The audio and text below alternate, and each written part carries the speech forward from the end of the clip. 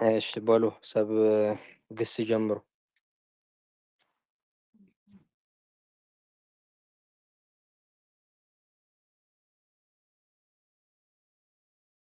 እሺ ጀምሩ ሰብ ግሲ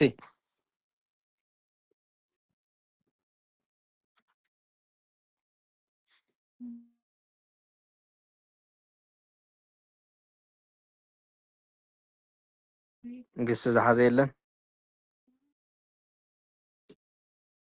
ኣራ ያሬድ ኣለኻ ዶ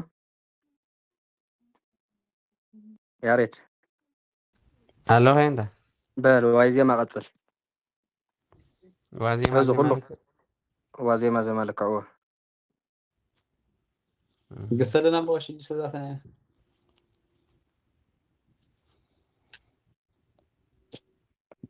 ኣለና ይብሎ ወይ እንታ በዓል መንከ ንብል በሉ ቀልጥፉ እሺ ኣይትደንጊ እንዶ فقط بوش نكمل. ذاتنا تطلع قهوة ናባኸለ ኣነስ الشيء سنة دكمة እሺ ኣቦሽ ከመይ ውዕልኩም ይፍቲ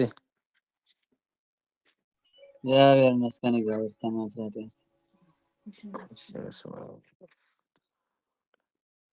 እሺ ማነው እንታይ ኢና በፂሕና ነርና سنة بتهني ريت ስእነ ይስእን يلكم ይስኣን نخدكم ይስኣን يركم ስኢን ስኢኖት مركم ስኡን ሰኣኒ زدخمة ስኡናን ሰኣንያን زدخمة ስእንቲ ሰኣኒት زدخمة ስኡናት ሰኣነያት زدخمة መስእን መስተስእን መስተሳእን بعد قصل ሰኣንት مدبل እሺ ስእነት صابيزر ስእነ ደከመ سنة دكمة سون مستأذى مسئن بعد قصل سأنت مدبل سنة صابيزر سنتات ببزوم موسياني يبيا رئيكو وسئنكو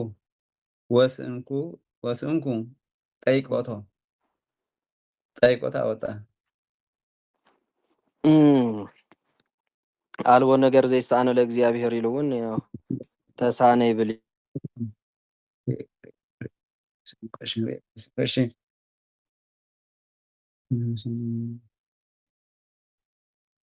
ታየታ ማቲ ጠይቆታ ወጣ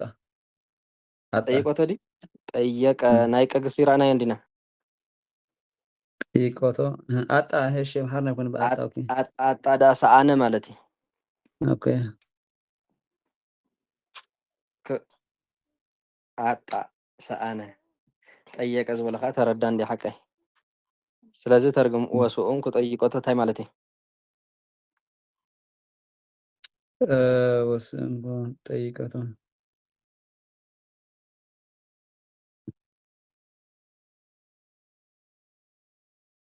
ክረዳኡ ይከኣልኩን ማለት አልቦ ነገር ዘይሳነው ለእግዚአብሔር ኢሉ እውን ተሳነ ዝብለሉ ምስክር ስማ አልቦ ነገር ዘይሳነው ለእግዚአብሔር እሺ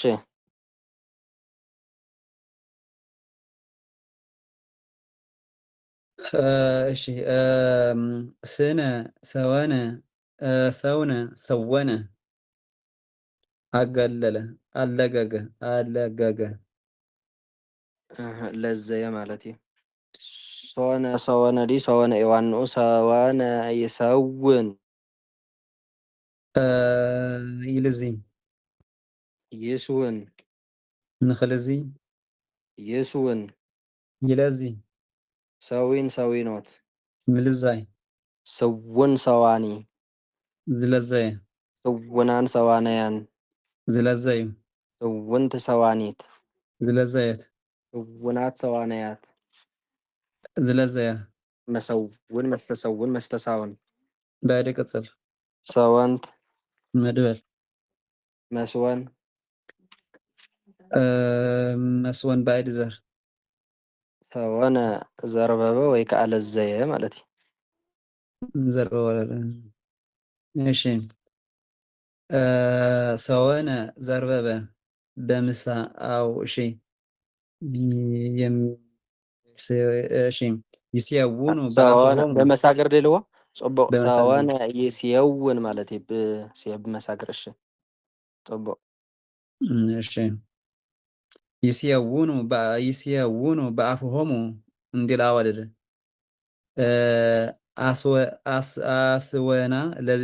አስወና ለብእሲት እንዲል ስንክሳር ወያስየውኖሙ እንዲል ማር ስውን ውስጠ ዘ ስውናን በብዙ ስውንት ለሴት መስተሳውን ባይድ ቅጽል ሰወንት መድበል መስወን ባይድ ዘር የአክታ መቀበያ መሳውናት በብዙ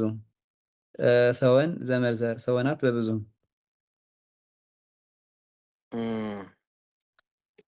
የአክታ መበቂያ ተማስኘታ መስወን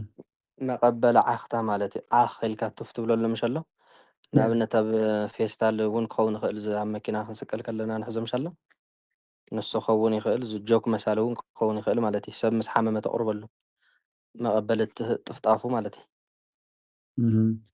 ሰወንከ ሰወን እኳ የብሉን ምስክር ኣምፂ ኢሉ ዲ ሰወን ኢሉ ዘመድ ዘር ኢሉ ዲስቕ ኢሉ እዋ የብሉ እሺ ስየነ ሰየነ ሰይነ ሰየነ ሸነ ሸነየ ማለት እዚ ከዓ ስየነ ይሰይን ይሸይን ይሲን ንኽሸይን ይሲን ይሽን ሰይን ሰይኖት ምሻን ስዩን ሰያኒ ሸነ ዝሸነ ስዩናን ሰያነያን ዝሸኑ ስይንቲ ሰያኒት ሸነት ስዩናት ሰያነያት ይሸነ መሰይን መስተሰይን መስተሳይን ባይደ ቅጽል ሰየንት መድበል ስንት ምዕላድ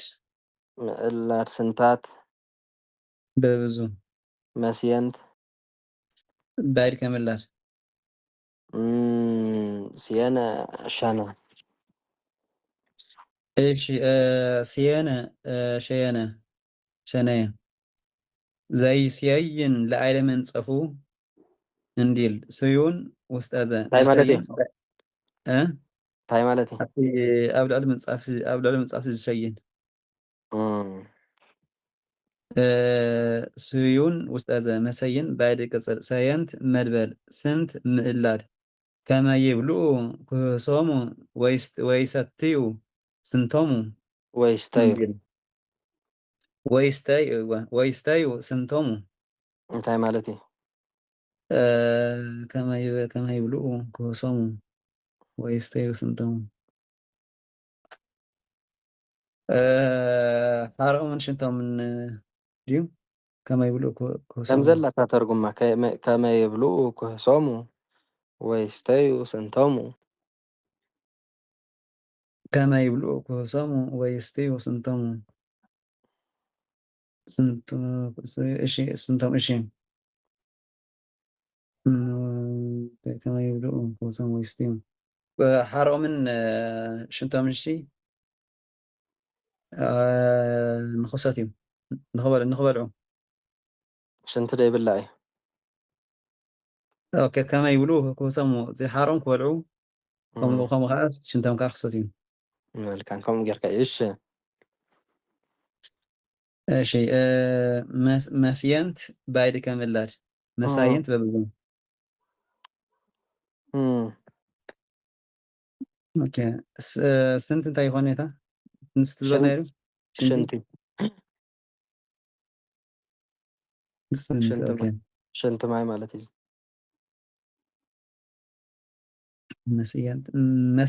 መስየንት ፍሒና ዝበሃል ምሸ ኣሎ ዝተሕተ ሕምብርትና ዘሎ ሽንትና ዝዕቆረሉ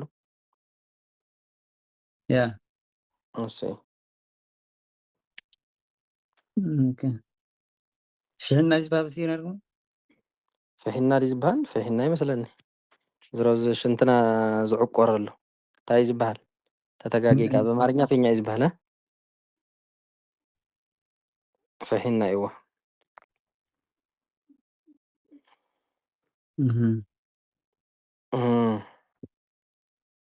እሺ ሰይጠነ አጣላ አጣላ ዲ አጻልአ ማለት እዩ።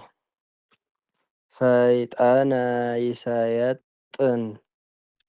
የጻልእ ይሰይጥን ንኸጻልእ ይሰይጥን የጻልእ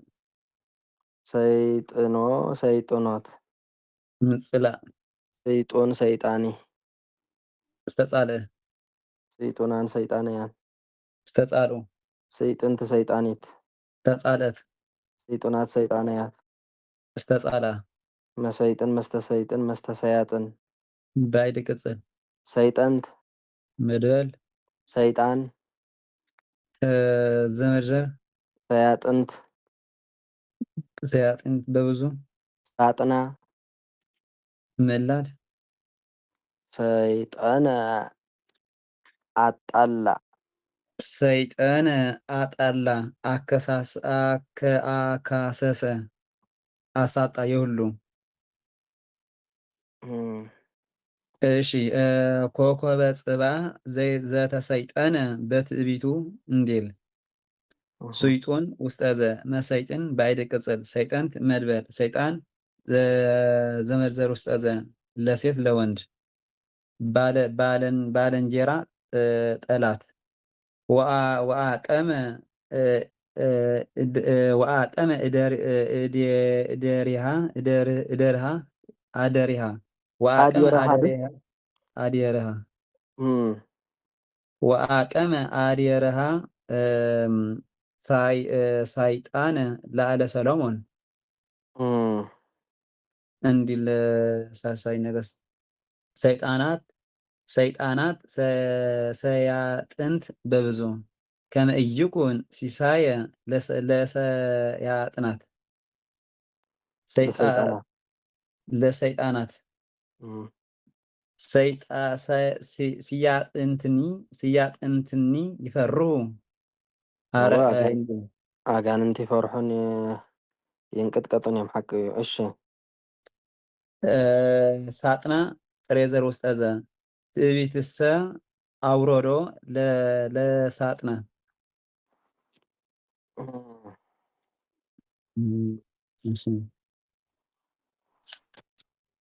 ሳጥና ወኮሎ ዲኔታ ሸይጣን ማለት ወይስ ሰይጣን ማለት ሳጥናኤል ማለት እዩ።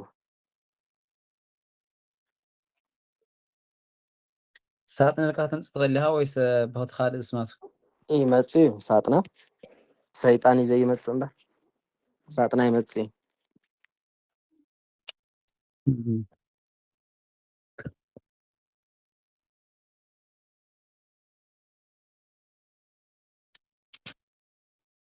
መሰይጥን ከኔታ መሰይጥን ባይዲ ቅጽል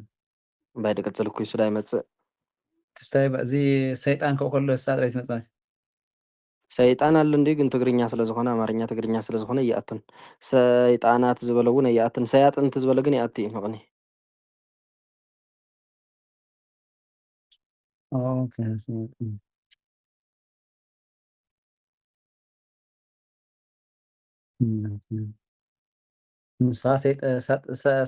ሰይጣናት ማለት ሰኻዊ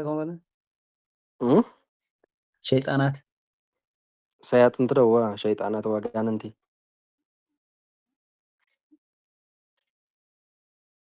እሺ ሰፈነ ገዛ ሰፈነ ይሰፍን ይገዝእ ይስፍን ንኽገዝእ ይስፍን ይግዛእ ሰፊን ሰፊኖት ንግዛእ ስፉን ሰፋኒ ዝገዝአ ስፉናን ሰፋንያን ዝገዙ ስፍንት ሰፋኒት ዝገዝአት ስፉናት ሰፋንያት ዝገዝአ መስፍን መስተስፍን መስተሳፍን ባይዲ ቅጽል ሰፈንት መድበል ምስፍና ባዕድ ዘር ወስፍን ስፍን ዘርዘር እስፍንቱ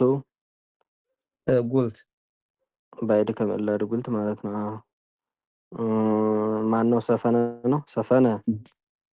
ገዘ ሰፈነ ገዘ የሰው ስፉን ውስጠዘ መስፍን ባይድ ቅጽል መስፈንት መስፈንት መስፍናን በብዙ ሰፈንት መድበል ምስፍና በአይድ ጥሬዘር ውስጥ እዘ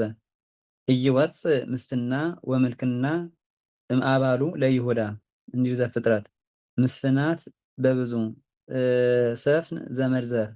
ስፍናት በብዙ እስፍንቱ በአይድ ከምላት ጉት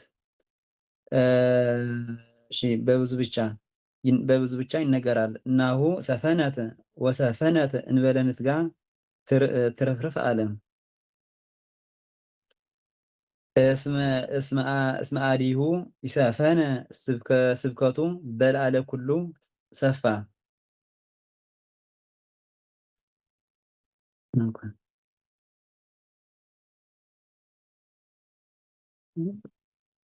ምስፍና እንታይ ሁኔታ ምስፍና በአዲ ጥሬ ዘር ውስጥ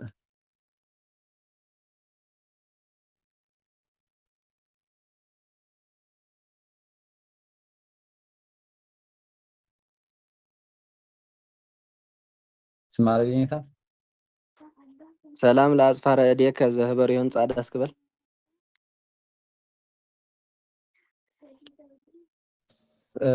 ሰላም ለአጽፋረ እዴከ ዘህበር ይሁን ጻዳ አዝክራኝ ተፈቀም ማን ለዝክራ በሉ ሰላም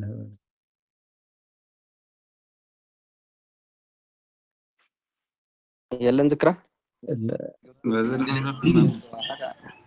እሺ በሉ ዲያቆን ሰዓረ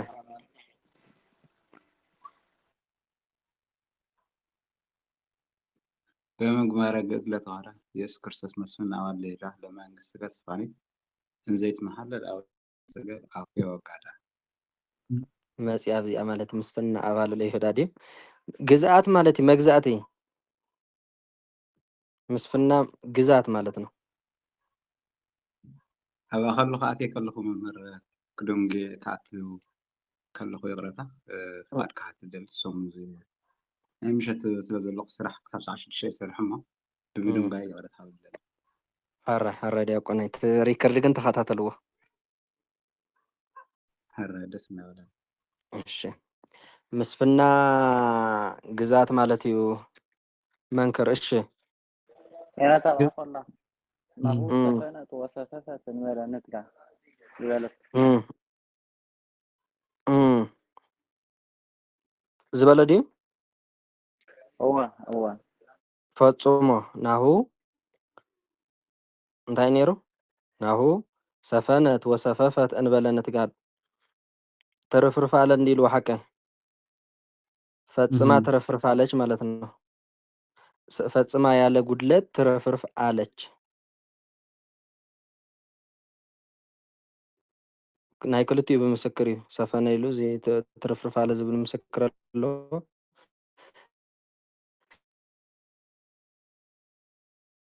ሰፈፈ ኢሉ እውን ተረፍርፍ አለ ዝብል ምስክር ስለ ዘለዎ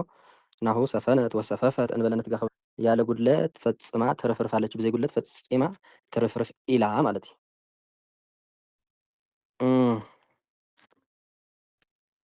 ግን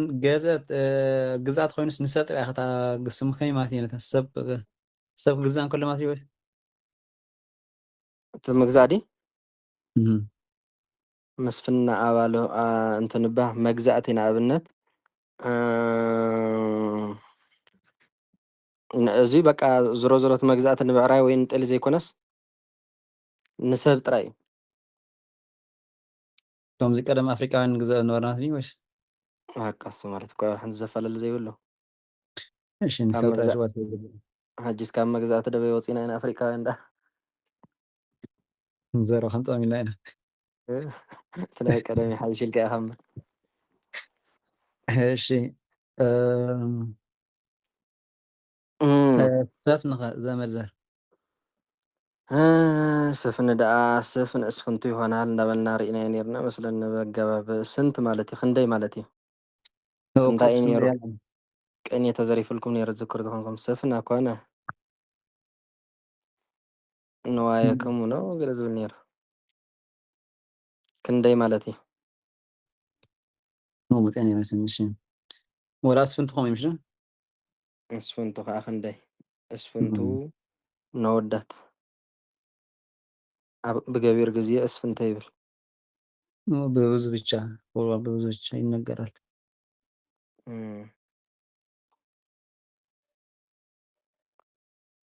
እጂ እስፍንቶ ከለካ ይታ ወንወዳት ከም ከናስ ነዋድ እጂ ጥቀመን ሀቲ ከመይ ማለት ንኣብነት እስፍንቶ ኣዋልድ ኢልና ዲ ክንደይ እስፍንቶ ኣዋልድ ክንደይ እስፍንቶ ግን እወ ወላ ሓንቲ ይኽእል እዩ ዞሮ ብወዲ ስለዝተለምደ እምበር ነዋልድ እውን ይኽእል እዩ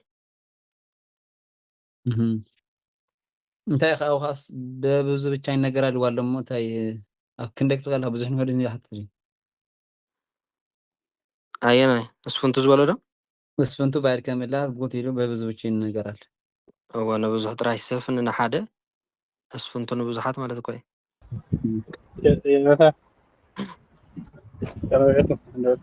እግዚአብሔር ይመስገን አንተ ኢሎም ነታ እስፍንቱ ሲ ምሽት ናይ ኣሃዝ መሻሎ ብናይ ጓልን ናይ ወድን ኣሃቲ ማለት ኮይኑ ሕጂ ከምኡ ኣይትኸውንን እስፍንቱ ኢልና እስፍንቲ ከምላ ይኹን እስፍንተ ዶ ብገቢር ግዜ ንብሎ እስፍንቱ እስፍንተ ንብሎ ስፍን ከዓ ስፍነ ንብሎ ብገቢር ማለት እዩ ኣብትን ማለት እዚ ኣሃዝ ምሽ ኣብ ናይ ጓልን ኣብ ናይ ወድን ይፈላለዩ ኣሃዱ ኣሃተ ኢልና ዲና እዋ ሕጂ እስፍንቱ ዝበልናዮ ናይ ወዳት ከስ ኣብ ናይ ዋልድ ክኾን ከሎስ ኣይፈልም ድዩ ዋላስ ክብል ኢለ ከምቲ ናይ ኣሃዝ ኣይፈልን እዩ እስፍንቱ ዝበሎ ኣይፈልን እስፍንታ ይብልን የታ እስፍንታ ገለልካ ኣይቶም ፀይትካ ኣባ ከለያ ዝርዝር ዲ ወስፍንታ ክንደይ ገለግናታ ማለት ወይሳ ክላስ ፍንትልካ ንኩሉ ይኽእል እዩ ባኢድ ከምእላድ ጉልቲ ስለ ዝኾነ ኣይኸውን ስፍን ዝበለ ግን ስፍን ወይ ካብ 10 መራሕያን ክትዝርዝሮ ትኽእል ኢኻ ኦኬ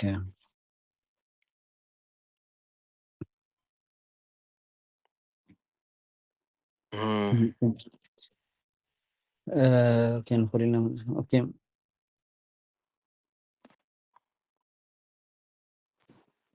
ረሃነ ጫነ በልግሰስ ረሃን ይርህን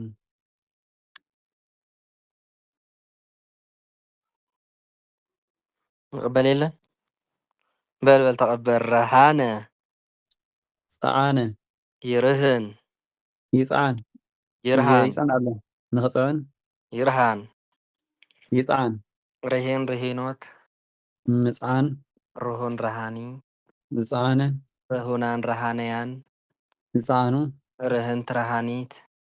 ዝፃዓነት ርሁናት ረሃነያት ዝፃዓነ መርህን መስተርህን መስተራህን ባይድ ቅፅል ረሃንት መድበል ራሂን ራሂን ዘመድ ዘር እሺ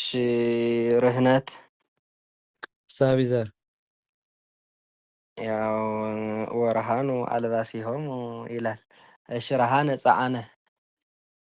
ረሃነ ፀዓነ የሁሉ ተንስእ በፅባ ወርሃነ አድጎ ወርሃን ወሺ ተንስእ በፅባ ወርሃን አድጎ አድግ ከዲ ወርሃነ ይበሉ እሞ ተንሳኣ ከምኡ ትኮይኑ ከዓ እንተን ትክክል ተጋጊ እሺ ተንሳኣ በፅባ ወርሃነ አድጎ ተርጉም ኦኬ ተንሳኣ በፅባ ብንጉሆ ተስቲ አድጎ ፅዒኑ ማለት ይኽረግም በላኣም እኳ እዩ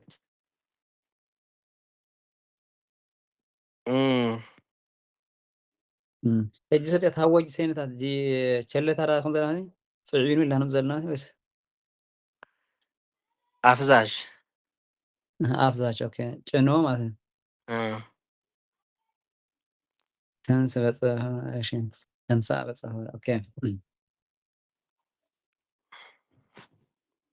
እሺ ወረሃኑ አልባሲሆሙ እንድል ማቴዎስ ርሁን ውስጠዘ መርህን ባይድ ቅፅል ወሳኢና ማለት እዩ ረሃንት መድበል ሪን ረሃን ራይን ዘመድ ዘር ጭነት ኮረቻ ረነስ አቢዘር ኦኬ ረሂን እንታይ ይኾን የታ ረሂን ራሂን ዝበሉ ጭነት ኮረቻ ኮረቻ ኮረሻ ዝበሃል ኮረሻ ዲስ ዝናይ በቕሊ ገለ ዝግበር እንታይ እዩ ትፈልጥዎ ዶ? ያ ኮረቻ ያ ኮረሾ ኮረቻ ከምዚ ዝበሃል ኮረቻ ዝግበር ኮረቻ ድዩ ዝበሃል? ኮረሻ እቲ ገዳ ከእሱ እዩ ኮረሾ ትሪያ ናብዚ ኮረሻ ናብ ዝብላዕ ገፅም እኳ ቀሪቡሎ ግን ንሱ እዩ ናይ ኣድጊ እኳ ጠይቀን እዩ ዝበሃል ናይቲ ናይ ከምዚ ናይ ፈረስ ናይ ገመል ክኾን ከሎ ግን ከምዚ ዝበሃል ናይ ኣድጊ ጠይቂ ይበሃል ናይትዮም ግን ከምዚ ዝተይመን ኮረሻ ይበሃል ማለት እዩ ኮረሻ ንሱ እዩ ክልቲአን ሓደ ማለት እዩ ወዝሮ ርህን እውን ኢልዎ ዲ ርህን ራሂን እዎ ክልቲ ይብል እሺ ረሰነ ጋለ ረስነ ዶ ረስነ ጋለ ረስነ ይረስን ይረስን ይርስን ንኽረስን ይርስን ይርሰን ረሲን ረሲኖት ምርሳን ርሱን ረሳን ዝረሰነ ርሱናን ረሳነያን ዝረሰኑ ርስንት ረሳኒት ዝረሰነት ርሱናት ረሳነያት ዝረሰነ መርስን መስተርስን መስተራስን ባይደ ቅጽል ረሰንት መድበል ርስን ረስን ዘመድዘር ርስነት ሳቢዘር እሳት ባይደ ከምላን እሳውት አሳውት በብዙ ረስነ ረሰነ እሺ ረሰነ የሁሉ ይውእየ ወኢረስነ ምንተ እንዲል ስንክሳር ርሱን ውስጠዘ መርስን መስተርስን መስተራስን ባይድ ቅጽል ረሰንት መድበል ረስን ዘመድዘር ግመት ሙቀት በረስነ ሐፂን በረስነ ሐፂን ውእያ እንዲል ስንክሳር ማእተበ ረስን እንዲል መጽሐፍ ርስነት ሳቢዘር እሳት ባይድ ከመላል እሳውት አሳውት በብዙ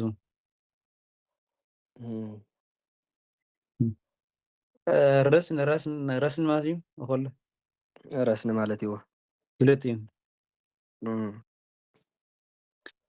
ግመት ምቃት እሺ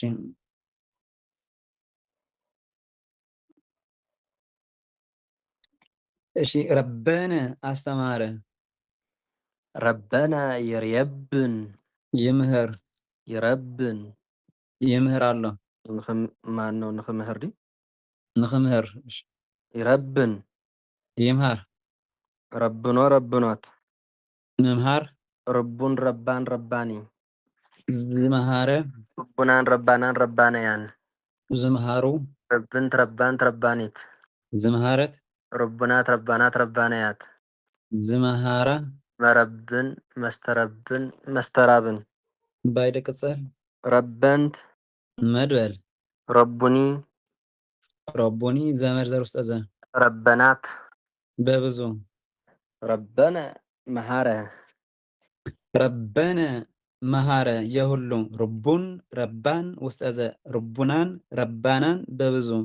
ርብንት ረባን ለሴት ርቡናት ረባናት በብዙ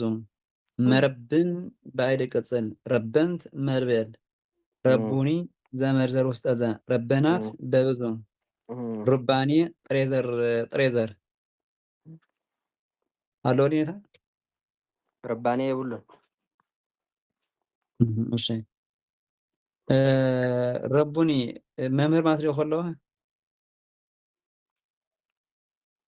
ረቡኒ ወይ መምህር ማለት እዩ ሊቅ ወይ ከዓ መምህር ማለት እዩ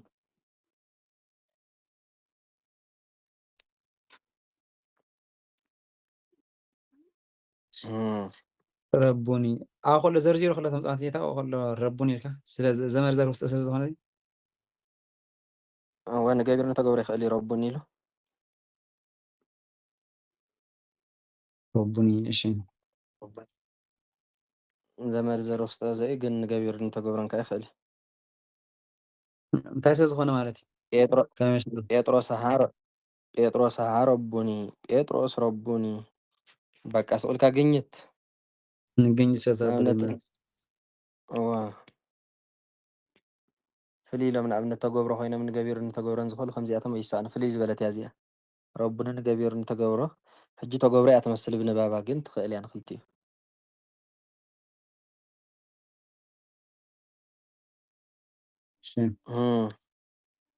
ረገነ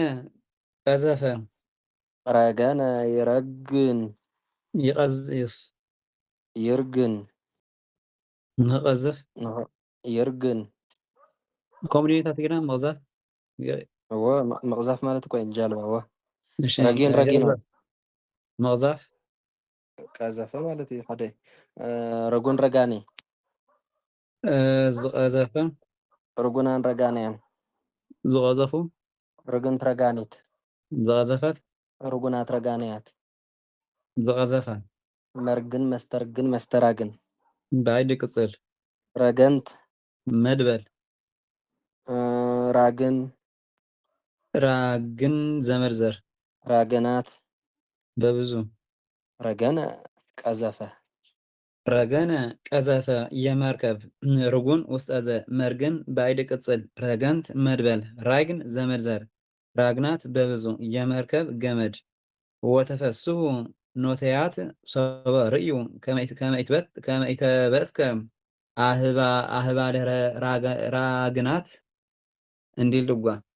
ከመኢተበትኩ እንተዝብል መቐንአ ነይሩ አንድና ብዙ ኮይኑ እሺ እንታይ ግን ይኾን ቀዘፈቲ ጌርናስ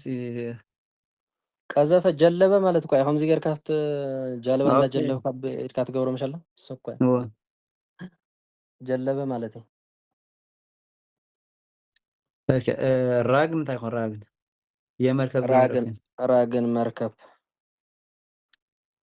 መርከብ እውን ይኸውን እዩ ናይ መርከብ ገመድ እውን ይኸውን እዩ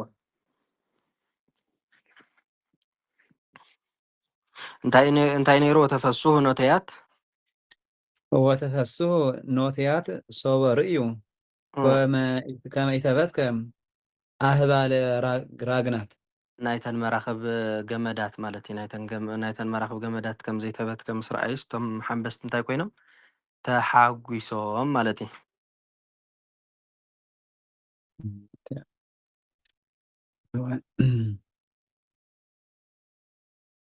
እሺ ረጥነ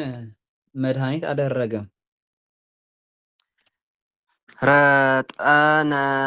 ረጥነ ድዩ ረጥነ ይረጥን ይገብር ይርጥን ንክገብር ረጢኖት ምግባር ርጡን ረጣኒ ዝገበረ ርጡናን ረጣንያን ዝገበሩ ርጥንት ረጣኒት ዝገበረት ርጡናት ረጣንያት ዝገበረ መርጥን መስተርጥን መስተራጥን ባዕደ ቅፅል ረጠንት መድበር ረጢን ዘመርዘር እሺ ርጥነት ሳቢዘር ርጢን ዘመርዘር ርጢናት በብዙ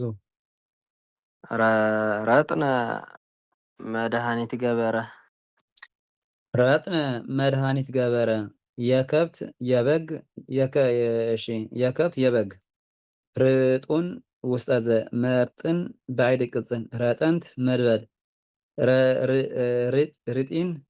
ረጢን ዘመርዘር አልበኑ ርጢን ውስተ ገለአድ እንዲል ረጢናት በብዙ ርጥነት ሳቢዘር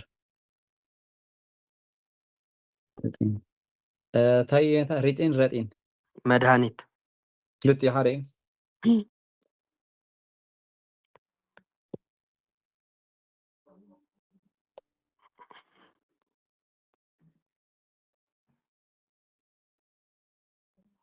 እሺ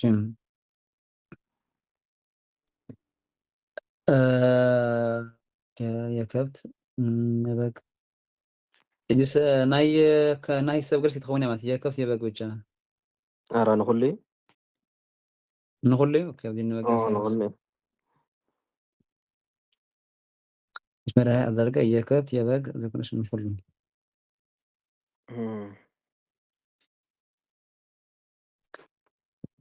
شيء كأننا قننا يا زي قننا يا زي እሺ ቀነነ ይቀንን ይቄንን يحز ይቅንን ይቀንን نخحز ይቅንን ይቀንን يحز ቀኒን ቀኒኖት ቀንኖ ቀንኖት محز ቅኑን ቀናኒ ቅኑን ቀናኒ زحازة ቅኑናን ቀናንያን ቅኑናን ቀናንያን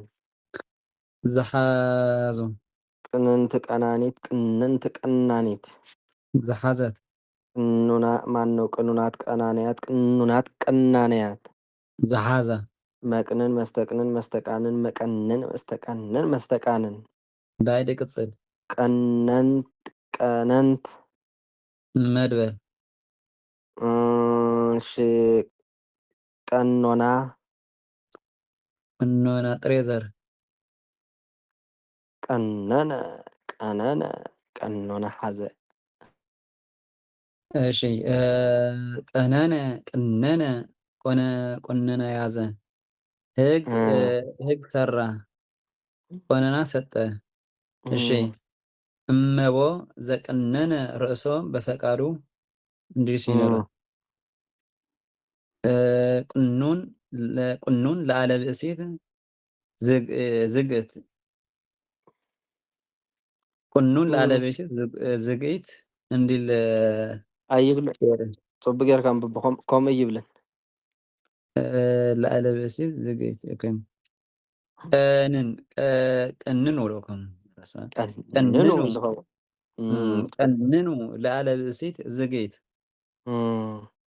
ቅኑን ውስጠ ዘ መቀንን ባይደ ቅጽል ቀነን ትመድበል እነት ሳቢዘር ቀኖና ጥሬ ዘር ቆነናት በብዙ ቀኖና ማረጋ ሰውጠሽ ቀኖና ቆነና ሽዳይታ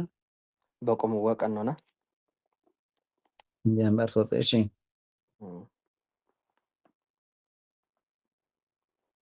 እሺ ቆንቆነ ነቀዘ ኩሉ ይርዳእኩም الذي تحطي لكم በይኑ ጥራይ ዘብል ዘሎ እሺ ቋንቋነ ይቋነቁን ይነቅዝ ይቋንቁን ንኽነቅዝ ይቋንቁን ይንቀጽ ቋንቁኖ ቋንቁኖት ይንቀጽ ታይ ይኾን ምንቃጽ ቋንቁን ቋንቋኒ ዝነቀጸ ዝነቀዘ ዝነቀዘ እንታይ ኢኻ ከምዞም ኣምቸታት ዝነቀዘ ትብል ዝነቀዘ ቁንቁናን ቋንቋንያን ዝነቀዙ ዝነቀዝዎ ቁንቁንቲ ቋንቋኒት ዝነቀዘት ቁንቁናት ቋንቋንያት ዝነቀዛ መቋንቁን መስተቋንቁን መስተቋናቁን ባይድ ቅጽል ቋንቋንት መድበል ቋንቋኔ ጥሬዘር ዝግቡ መዝገብ ዘበሰማያት ሃበ ኢያማስኖ ጻጸወ ቁንቁኒ ዝበሎ ማለት እዩ ቁንቁንያት በብዙ ቋንቋነ ነቀዘ ቋንቋነ ነቀዘ ወአርባሲኩሙኒ ነው ይለፍ ከምታ መጀመርታ ወአልባሲኩሙኒ ወአልባሲኩሙኒ ቋንቋነ ቋንቋን ውስጠ ዘ መቆንን ባይድ ቅጽል ቋንቋንት መድበል ቋንቋኔ ጥሬዘር ጻጼ ወቋንቋኔ እያማስኖ እንዲል ቋንቋንያት በብዙ ቋንቋኔ እንታይ ማለት ይኾነ ቋንቋንያት ጥሬዘር ነቀዝ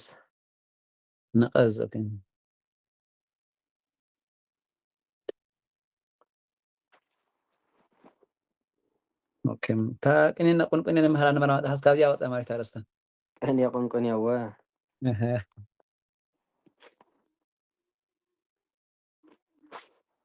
እኔ ቁንቁኒ ነቀዘ ዲልዎ ቅኔ ዝሮ ካብዚ ዘውፅዎ ኣለዉ እዮም ግን የብሉ ነብዚ ይወፅእ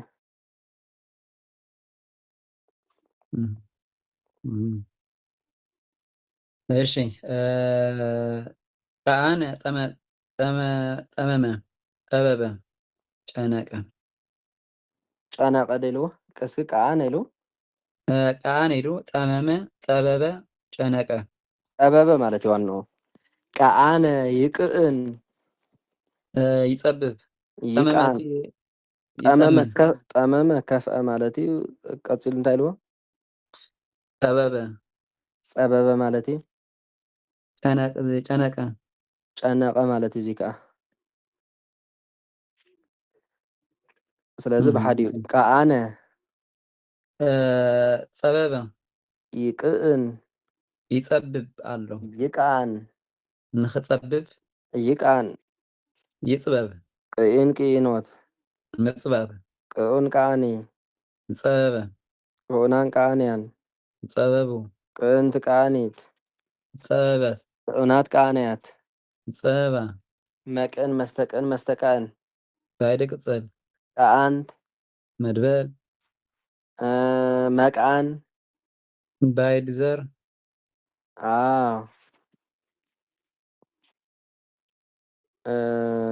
እስኪ አንብባ ቃኣነ እሺ ቃአነ ከፈ ጸበበ ጨነቀ ቅኡን ውስጠዘ መቅን ባይድ ቅጽል ቃአንት መድበል መቃን ባይድ ዘር ውስጠዘ ለሴት ለወንድ እስመ መቃን ወጠዋይ ምህዋራ እንዲል ደራሲ መቃእንት በብዙ ኦኬ መቃእንት አይኮን ይታ ጠዋይ ማለት እዩ ጠዋይ ገንዛ ጠዋይስ ካብ እንታይ ወጣና ማለት እዩ ካፍታ ክፍ ዝኸፍ ኦኬ ካፍታ ዝኸክፉ ከፈን ካፍታ ክፍዎ ጸቢብ ካብቲ ጸቢብ ኮነ ጽሐ ጸበበት ጸባብ ዲ አይ አምጣነ መቃን ወጠዋይ ምህዋራት መኸዲያ ጸቢብ እውን ወይ ካሊ ጸቢብ ወራህም ታናዚ ጸቢብ ጭንቅኸ ጨነቀ ዘሎ መኸዲያ መጨነቂት ይኸውን እዩ በቃ በቲ ዘሎ ኣምሓርኛ ብኽሊ ይኸይድ እንጂ ጭንቀት ያትኹን ዘላጅ ተወጽኸ ዳ ብጭንቀት ጨነቀ ዝሏል ወ ጭንቀት ጭንቂ ጭንቂ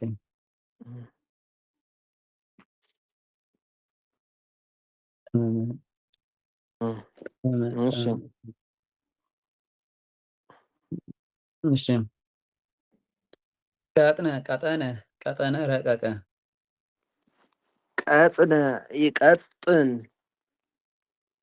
ይቀጥን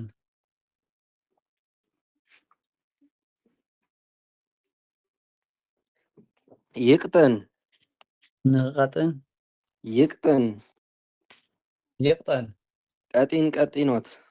መቕጣን ቅጡን ቀጢን ቀጣኒ ዝቐጠነ ቅጡናን ቀጢናን ቀጣንያን ዝቐጠኑ ቅጥንቲ ቀጣን ቀጣኒት ዝቐጠነት ቅጡናት ቀጣናት ቀጣንያት ዝቐጠና መቅጥን መስተቅጥን መስተቃጥን ባይደ ቅጽል ቀጠንት መድበል ቅጥነት ሳቢ ዘር ቁጥን ዘመር ዘር መቅጠን ባይድ ዘርዎ ባይድ ዘር ቀጥነ ቀጠነ ቀጥነ ዋና ቀጥነ ቀጠነ ረቀቀ ቅጡን ቀጢን ውስጠዘ ቅጡናን ቀጢናን በብዙ ቅጥነት ቀጣን ለሴት መቅጥን ባይድ ቅጽል ቀጠንት መድበል ቅጭን ሃሮች እለሰ ቅጥነተ ይለብሱ ናሁ ውስተ ቤተ መንግስት ሃለው እንድል ማቴዎስ ቅጥነት ሳቢዘር ርኢኩ ቅጥነተ ልቡ ለሐዋርያት በለከተ ከመይ ኢሉ ርኢኩ ቅጥነተ ልቡ ለሐዋርያት እንታይ ኢሉ አንድና ብዙ ኮይንካ ለሐዋርያ ርኢኩ ቅጥነተ ልቡ ለሐዋርያ በለከተ ታይሆን በለከተ እሺ ቅጥነታት በብዙ ቅጠን ቅጥን ቁጥን ዘመድ ዘር ቅጥንየ ይገዝፍ መሃውቄ አቡየ ጠብለላ በቁጣን ወበአልባስ ንጹህ እንዲል ስንክሳር ቅጠናት አቅጥንት በብዙ መቅጠን በአይድ ዘር የአሳ መጥመድ መቃጥን በብዙ ወደዩ መቃጥነ እንድል ማቴዎስ መቅጠኒ በአይድ ሳድስ ቅጽል መቅጠንያን በብዙ መቅጠኒት ለሴት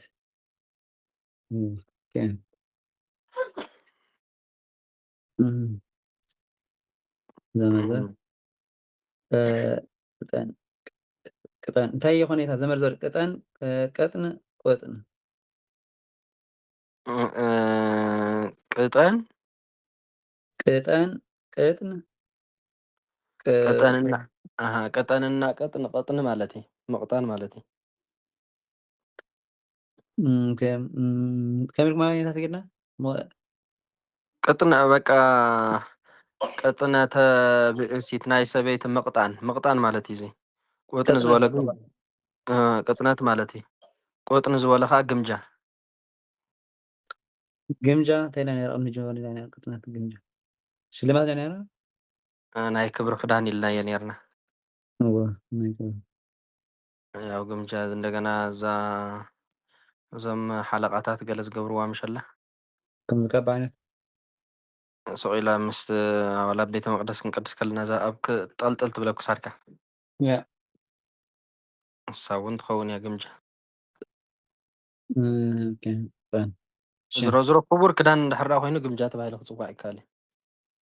መብዛሕትኡ ግዜ ኣብ ቤተክርስትያንን ኣብ ቤተ መንግስትን እዩ ዝርከብ ካብ ባላንቃ ዳ ትኸውን ዘላ ልዕሊ ልብሲ ትግበር ምሸላ ካብ ባላንቃ ያዎ ይመስለኒ ሓቅኻ ካብ ባላንቃ ድያ ትበሃል ከማ ሰሚዕ ነይረ ሓላ ካብ ባላንቃ ያዎ ትክክል ትጊርና ዝኹን ዘሎ ጊዜ ኣይሓደሰትን እውን ኣነ እውን ዛ ካብ ባላንቃ ትብል ኣነ እኳ ብክቡር እንደ ዘብላ ነይረ ግን ትክክል ኣለኹም እዩ ካብ ባላንቃ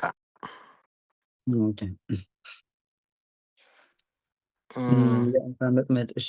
መቅጠን ካብ የዓሳ መፃወድያ ማለት መፃወዲ ዓሳ ስኻ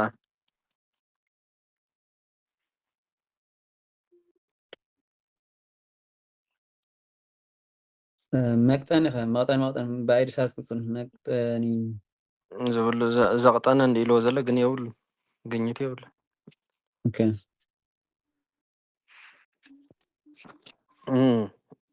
ባህነነ ብንን አለ ባህነነ ይባሃንን ይብህረሪ በአገገ ማለት ይዎ ይባህንን ንኽብዕግግ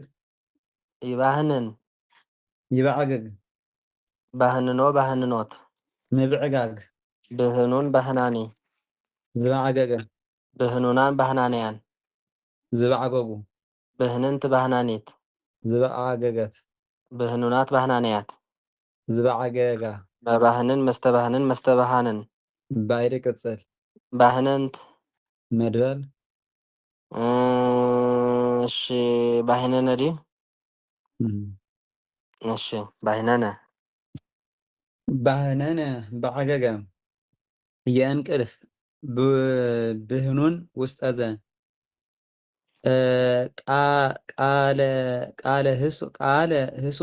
قال هسوة وبهنون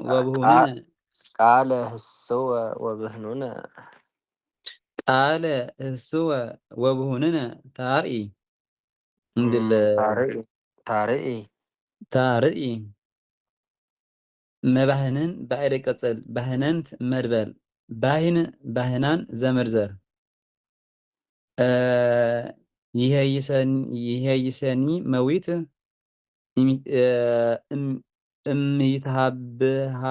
اميتهابه نن እሚት ባህንነኒ እሚት ባህንነኒ መዛግናየ ምስጋና ብላሽ ሆነ ምስጋናየ ብላሽ ሆነ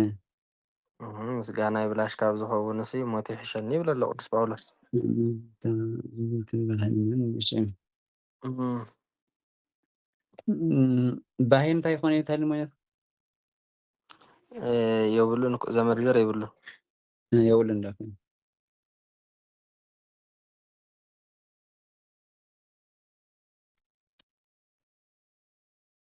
እሺ በነነ የሁሉ ማን ነው? በነነ የሁሉ በነዲ በነ ይበንን እንታይ ይኾን ትግራይ በነነ ማለት ያው በቁም በነነ ሐመድ ብንን በለ ማለት እዩ። ዶረና ማለት ይሆን ዶረና እም፣ እሺ ይበንን ይብንን ንኽበንን ይብንን ይብነን በኒን በኒኖት ምብናን ብን ማን ነው? በነነ ነው። ብኑን በናኒ ዝበነነ ብኑናን በናነያን ዝበነኑ ብንንት በናኒት ዝበነነት ብኑናት በናነያት ዝበነነ መብንን መስተብንን መስተባንን ባይደ ቅጽል በነንት መድበል በነ በነነ በነነ የሁሉ ብኑን ውስጠዘ መብንን ባይደ ቅጽል በነንት መድበል ብነተ ሎሪያ የብሉ ከምዚ ግን በነነሲ እቲ በቃ ከምዚ ዶሮና ኮይና ኣምርካ ኣይብላም ሹ ዶሮና የብላ በቃ በነነ ማለት ያው ኋላ ሓንቲ በነነ ተሐመድስ ብንን ይሉ ማለት እዩ። ዶሮና ዋና በነ እያ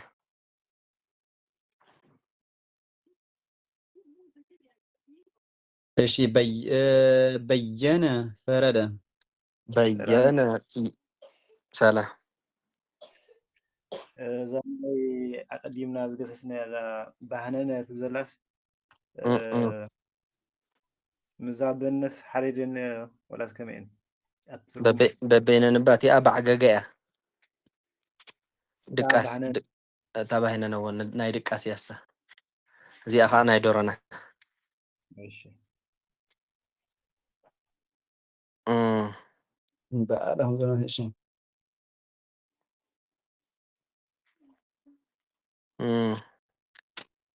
በየነ ፈረደ በየነ ይብየይን ይፈርድ ይበይን ንኽፈርድ ይበይን ይፍረድ በይኖ በይኖት ምፍራድ ብዩን በያኒ ባይድ ቅጽል ብዩናን በያነያን ዝፈረዱ ዝፈረድ ብይንት በያኔት ዝፈረደት ብዩናት በያነያት ዝፈረዳ መበይን መስተበይን መስተባይን ባይድ ቅጽል በይን ዘመድዘር ዘመድዘር በይናት በብዙ ብያኔ ፍሬዘር በየነ ፈረደ በየነ ፈረደ ብዩን ውስጠዘ መበይን ባይድ ቅጽል በየንት መድበል በይን ዘመድዘር በይናት በብዙ ብያኔ ጥሬዘር ብያኔያት በብዙ ወነዋ ሰርዌ ዘውት ንባብ ወነዋ ሰርዌ ዘውስተ አይንከ ኢታቤይንኑ አስተዋለ ዓይንኻ ዘለ በዚ ሰራይ ተስተውዕል እንዲኻ ማለት እሺ ወይቤይኖ ለሃጥእ እንበለ ይገብር ኃጢአተ ለየ እንበለ ኣብ ካልኣይ ይወድቕን ኣብ ዘንዲ ጥራይ ዝወድቕ እንበለ ይገብር ኃጢአተ ኣይብልን ይግበር ኦኬ ወይቤይኖ ለሃጥእ እንበለ ይግበር ኃጢአተ ለየ መረጠ ወአውፅአ አብርሃም በሌሊት ከመ ይበይን ኣይብልን ይብየን አረ ከእሺ ወአውፅአ አብርሃም በሌሊት ከመ ይብየን ኣይብልን በሌሊት ወወፃ አብርሃም በሌሊት ወፃ ዝብለሎ እሺ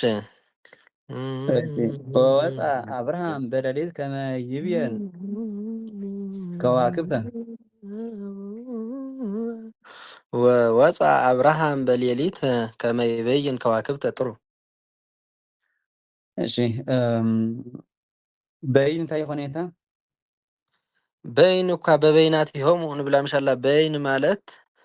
እርስ በርስን ማለት እንዲያ ግን ያለ በግን ብዘይ በግን አይትንገርን እያ እሺ ብትግና ርዕስ ኦኬ ነንበዓል ማለት ነንበዓሉ ማለት ይዋ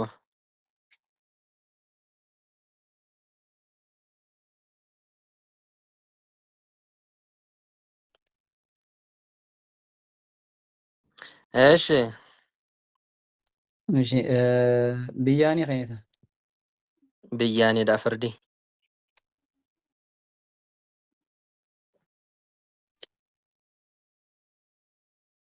እሺ በደነ ወደቀ በደነ ይበድን ይወድቅ ይብድን ንክወድቅ ይብድን ይውደቅ በዲን በዲኖት ምውዳቅ ብዱን በዳኒ ዝወደቀ ብዱናን በዳንያን ዝወደቀ ብድንት በዳኒት ዝወደቀት ብዱናት በዳንያት ዝወደቀ መብድን መስተብድን መስተባድን ባይድ ቅጽል በደንት ዘበሺ መድበል መድበር በድን መጆኻ ዘመርዘር አብድንት በብዙ በደነ ወደቀ በደነ ወደቀ በድን ሆነ የስጋ እሺ ስጋ ትበድን በንዋም ዝሙት እንዲል መጽሐፍ በድን ዘመዘር ስጋ እስኪ ስጋ ትበድን ትብድን ነው ትበድን ወስጋ ትበድን ስጋ ትበድን በንዋም ከመዝሙት ከመዝሙት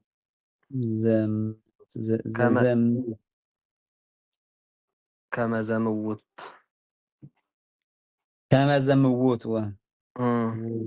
ውት እሺ ስጋ ትበድን በንዋም ከመዘሙት ዝሙት በድን ዘመርዘር አብደንት በብዙ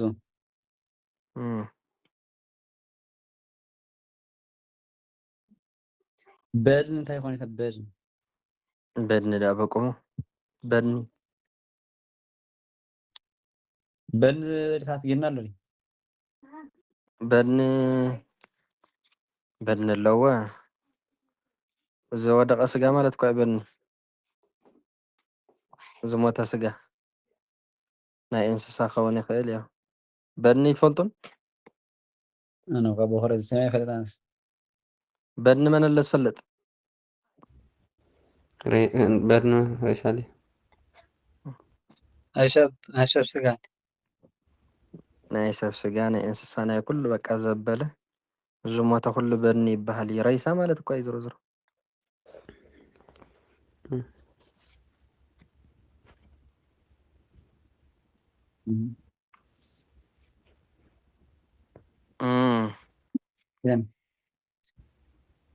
ተመስገነ ተሸገረ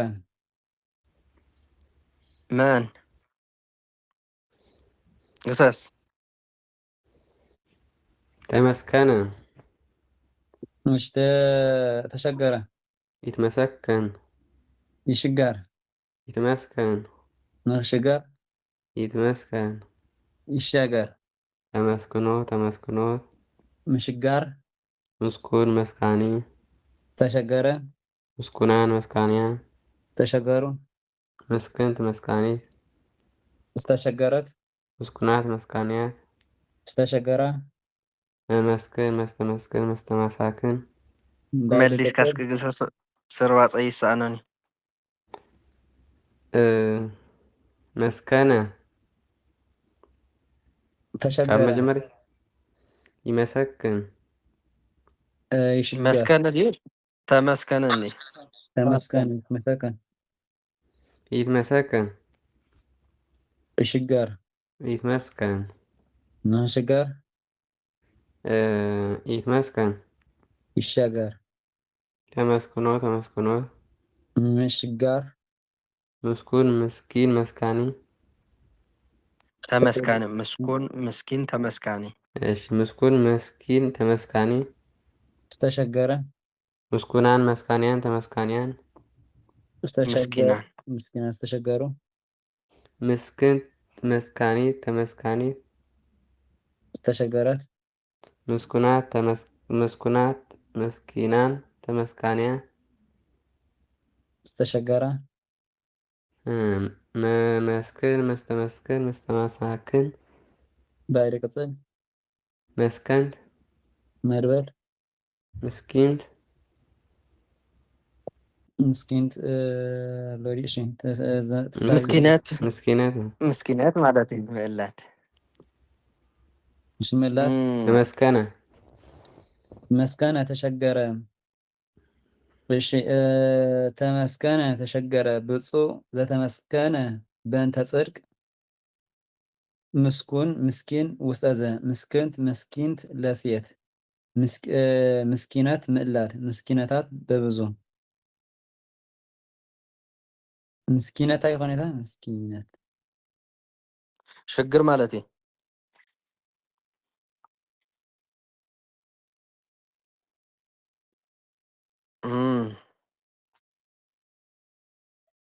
ተመየነ ተመንገነ ተንኮይና ሆነ በሉ ቀደሰ ቤት ክልቲኡ እሺ ተመየነ ይትመየን እሺ ተመየነ ቀደሰ ተመንገነ ቀተለ እሺ ተመየነ ይትመየን ተመስገነ ይትመሰገን ተመስገን አጅኻ ተመየነ ተመንገነ ይትመየን ይትመንገን እንዳበልካ ብሓባር ክልተ ክልተ እሺ ተመየነ ተመንገነ ይትመየን ይትመንገን እሺ ይኸውን ይትመየን ይትመንገን ንኸውን ይትመየን ይትመንገን ይኹን እሺ ተመይኖ ተመይኖ ተመይኖ ተመይኖት ተመንግ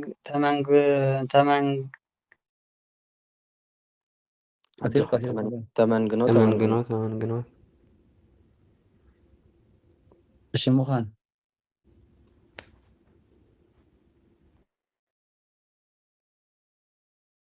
በለጅኻ ስማዕ ለዲ ናይ መስመር ኣብ ወለ መስኒ እሺ ምዩን ተመያኒ ምንጉን ተመንጋኒ ዝኾነ ምዩናን ተመያነያን ምንጉናን ተመንጋነያን ዝኾኑ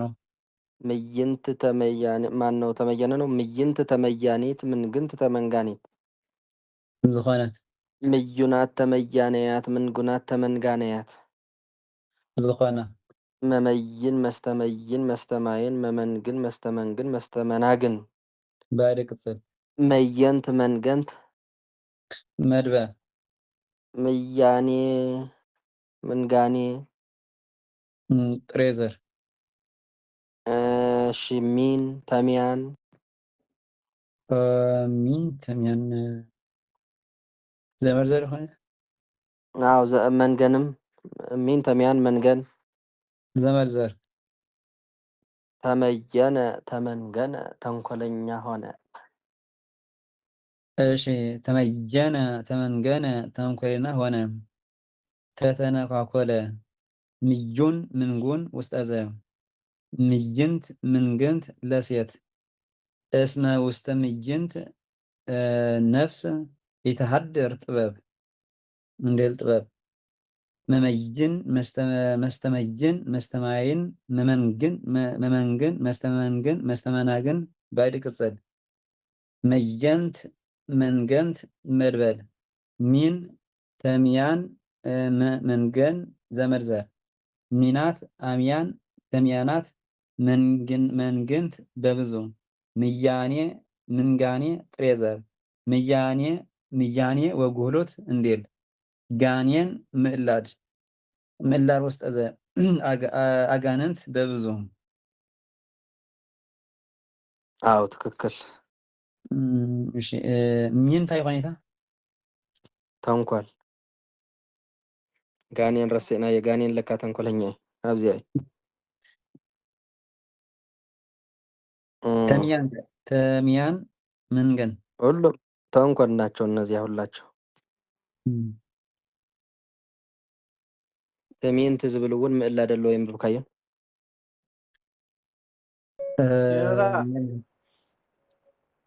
አቤት መዝሙር ቅኔ ከነምጽ ኾለናሲ ተንኮል ዝበልኩም አታ ምይንት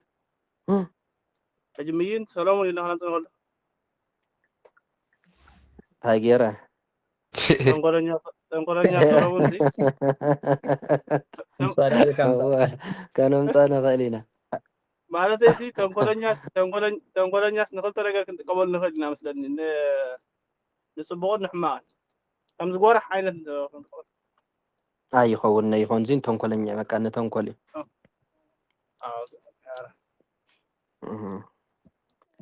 እሺ እንታይ አይወርኩም አይኩም ነርሜታ ምዕላድ ኢልካ ደ ተሚንት ኢልካ ደ ነየላን አላታ ዞሮ ዞሮ ተሚንት ዝብል አለ ተንኮል ትምኒት ተሚንት ዳ ተሚንት ትምየት እሺ ተሚንት እሺ ትርጉማታ ይሆነ ትምየት ተንኮል ያዋላዚያ ትምየት ተንኮል ዘራ ከመታይ ማለት ምዕላድ ኦኬ ምስታ ጋኔን ትብል ማለት ነው ተጀራ እሳ ጋኔን ምዕላድ ውስጥ ደሃ ምዕላድሽ ባላጣ ነው ኦኬ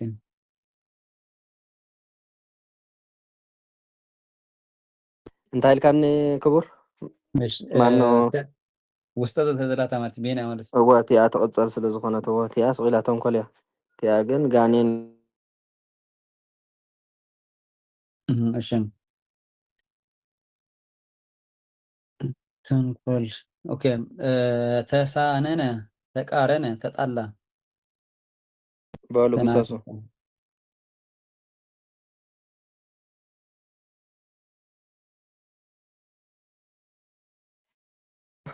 በሉ እንታይ ነራ ማኪና ስለ ዘለዎ ድምፂ ሃይር ብሾክ ወይ ለመር መገሰስ ተሳነነ ተቃረነ ተሳለነ ነኩን ተሳነነ ተቃረነ ደሓን ሓንቲ ግሰስ ተሳነነ ዝበለ እሺ ሕራይ ተሳነነ ተባአሰ ይትሰነን ይባስ ይሰነን ይሳነን ይሳነን እሺ ንኽባስ ይሳነን ተግን ኩላታ ወይስ ታት ካመያ የርታ ይትሳነን ይኩን የብላን እንጂ ግን አይተጥብቆ ይሳነን ዘንድና ትእዛዙ ይሳነን እሺ ንኽባስ ይባስ ተሳንኖት ምባስ ሱኑን ተሰናኒ ዝተባሰ ሱኑናን ተሰናንያን ቀተለ አይተጥብቆ ኦኬ ሱኑናን ተሰናንያን ሰናኒ ወሱኑናን ተሰናንያን ተሳ ሱኑናን ተሳናንያን ሱኑናን ተሳናንያን እሺ ዝተባሱ ስንን ተሳናኒት ዝተባሰት ሱኑናት ተሳናንያት استباسة مسنن مستسنن مستسانن بعد قصد سننت سننت مدبل تسانن ماشي تسانن ተቃረነ ተበአሰ ተናከሰ ተዘባተረ ተዋጋ የሰው የእንስሳ ስኑን ሰኒን ቁሩን ውስጥ ዘ ይወለሽ መስንን መስተስንን መስተሳንን ኦኬ ቁር ማሽሽ መቅረን መስተቅረን መስተቃረን ባይደ ቅጽል ዲፓሁ ለመስተቃረን እንዲል ማር ይሳቅ መስንናን መስተስንናን መስተሳንናን መቅርናን መቃርንት መስተቃርናን መስተቃርናን በብዙ እስመ እሉ እለ ነስኡ ርድየ መቃብርቲው ለእግዚአብሔር እንዲል መስንንት መስተስንንት መስተሳንንት መቅርንት መስተቃርንት ለሴት ስነንት ቀረንት መድበል ስነት ቀረንት ሳቢዘር ተስናን ቀርን ተቅራን ዘመርዘር አስናን ተስናን አቅርንት ተቅራን ተቅራናት በብዙ ስነን በአሃዱ በአንድ በብዙ ስነን በአንድ በብዙ ስነናት በብዙ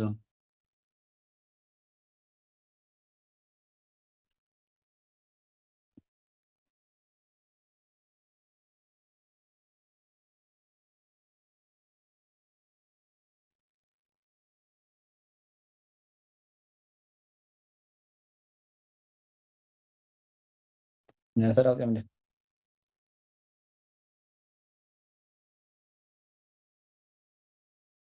እሺ ስማለ ወይ ስማለኝ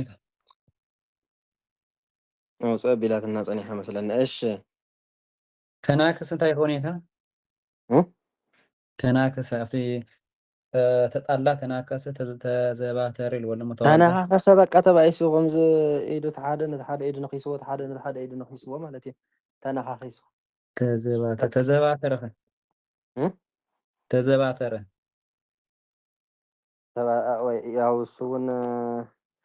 ንዑ ዝመሰለ አምሓርኛ መምጽኦም ማሕፅር ብዝበለ እንታይ ማለት እዚ ተባኣሰ በቃ ተኸራኸረ ዕግርግር ፈጠረ ማለት እዩ ዕግርግር ፈጠረ ማለት እሺ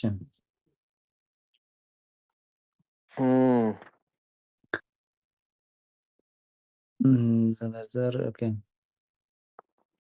ኣብ ዘመርዘር ከዓ ተስናን ቀርን ተቅራን ይወለሙ ዘመርዘር ዲ ተስናን እንታይ ይኾን ተስናን ዝበለ እኳ ባእሲ ማለት እዩ ቀርን ዝበለ ከዓ ያው ቀርኒ ትፈልጥዎ መባእሲ እንዲ ነው ኣብዑር ብቀርኒ እዮም ዝበኣሱ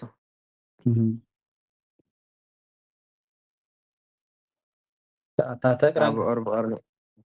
ተቅራን ከዓ እሱ እውን ባእሲ እዩ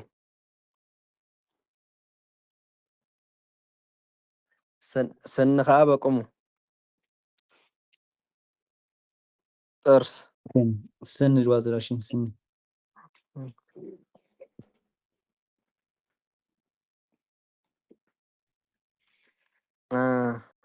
ተስእነ ተሰአነ ተጫማ ጫማ ገበረ ማለት እዩ ጫማ ወደየ ተስእነ ተሰአነ ይስአን ይገብር ወይ ይወዲ ማን ነው ተስእነ ይስአን ይሰአን ይወዲ ይሰአን ንኸወዲ ተስእኖት ተስእኖት ኦኬ ምውዳይ ስኡን ተሰአኒ ዝወደየ ስኡናን ተሰአነያን ዝወደዩ ስእንቲ ተሰአኒት ዝወደየት ስኡናት ተሰአነያት ዝወደያ مسئن مستسئن مستسائن بعد قصل سأنت مدبل سائن ሳይን ዘመርዘር أسئن ባድዘር بايدزر ሳይን ዝበሎ ክበዝሕ እንከሎ ያው ኣሳእን ይላል ከም ባድዘር እሺ ባይድዘር ኣስእን እዩ እስከንብቦ እሺ ተስእነ ተስአነ ተጫማ ተስእነት አሳእኒሃ እንዲል ስኡን ውስጠዘ ስኡናን በብዙ መስእን መስተስን ባይደ ቅጽል ሰአንት መድበል ሳይን ዘመድዘር አሳእን በብዙ አሳእን በአይድ ዘር አሳእናት በብዙ እስመ አልቦ ኣሳእን ደሎ እሺ በቃ ኣሳእን ባይድዘር ማለት እዩ ትክክል ከም ናይ ሳይን ብዙሕ ማለት እዩ ብዙሕ ኮሎ እሺ እስመ አልቦ ነገር ዘይሰአኖ ለእግዚአብሔር ተሳነ አቃተ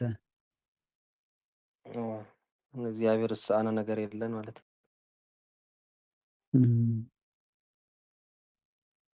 ሳይን ሳይን ኣብ ስእነ ርኢና ነርና ኢና እሺ ዋ ሳይን ዳ በቃ ሳእነ ማለት እዩ ኦኬ እዚ አሳእን በአይድ ዘር እሱ እውን ጫማ ማለት እዩ ሳእነ እሱ ያው ኣዴድያስ ክንገብሮ ንኽእል ኣዴድያስ ጫማ ወይ ከዓ ኮንጎ ክንገብሮ ንኽእል ኢና ዝሮ ዝሮ ንኩሉ እዩ ዝኽእል ኦኬ እሺ ተነነ ወጣ ተነ ይተንን ይወፅእ ይወፅእ ይትንን ንኸወፅእ ይትንን ይውፃእ ተኒን ተኒኖት ምውፃእ ትኑን ተናኒ ዝወፀ ትኑናን ተናነያን ዝወፆ ትንንት ተናኒት ዝወፀት ትኑናት ተናነያት ዝወፀ እምነትንን መስተትንን መስተታንን ባይደ ቅጽል ተነንት መድበል እነት ሳቢዘር ቴን ተን ቲን ዘመድዘር እሺ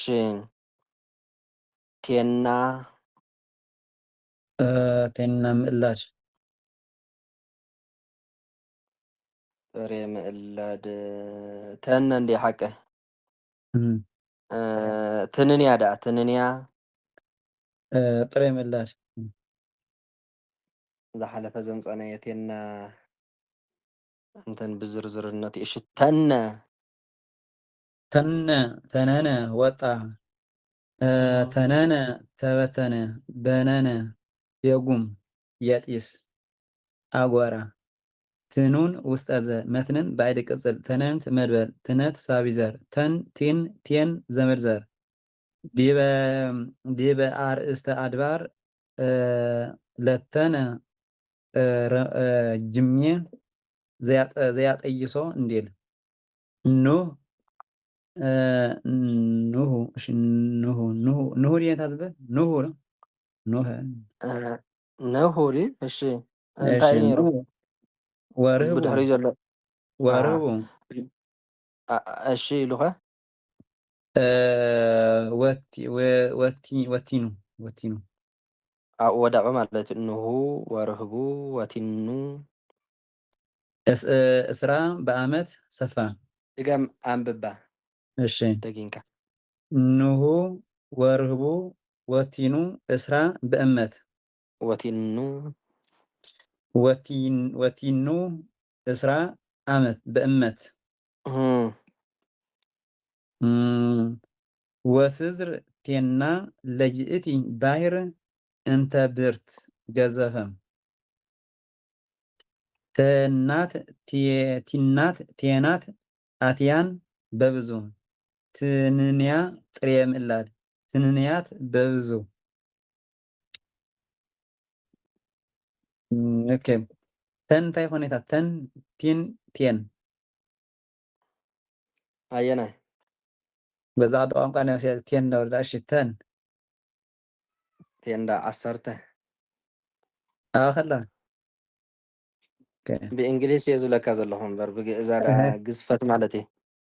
ወራ በዛ ዓድኩም ቴን ኮይና ሲቡ ተሜራ ከይደና بعد ቲን እንዲያ ትብል ወራ ሞቲን እኮ ቲኖች ቴን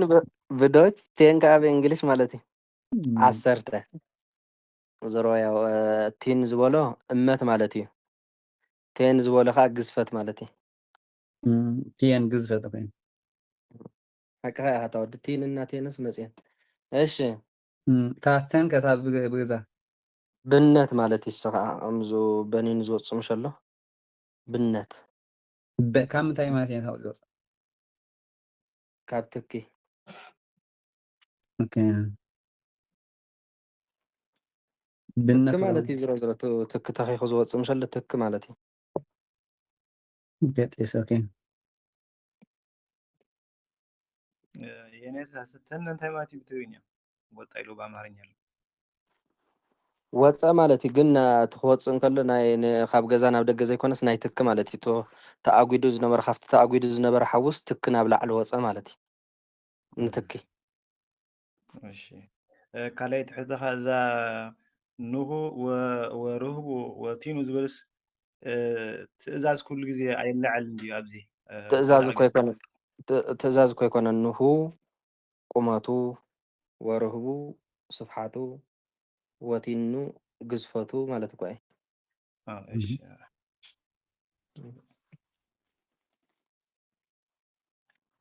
እሺ ትንንያ ኸይታ ጥሬ ምላሽ ጣንጡ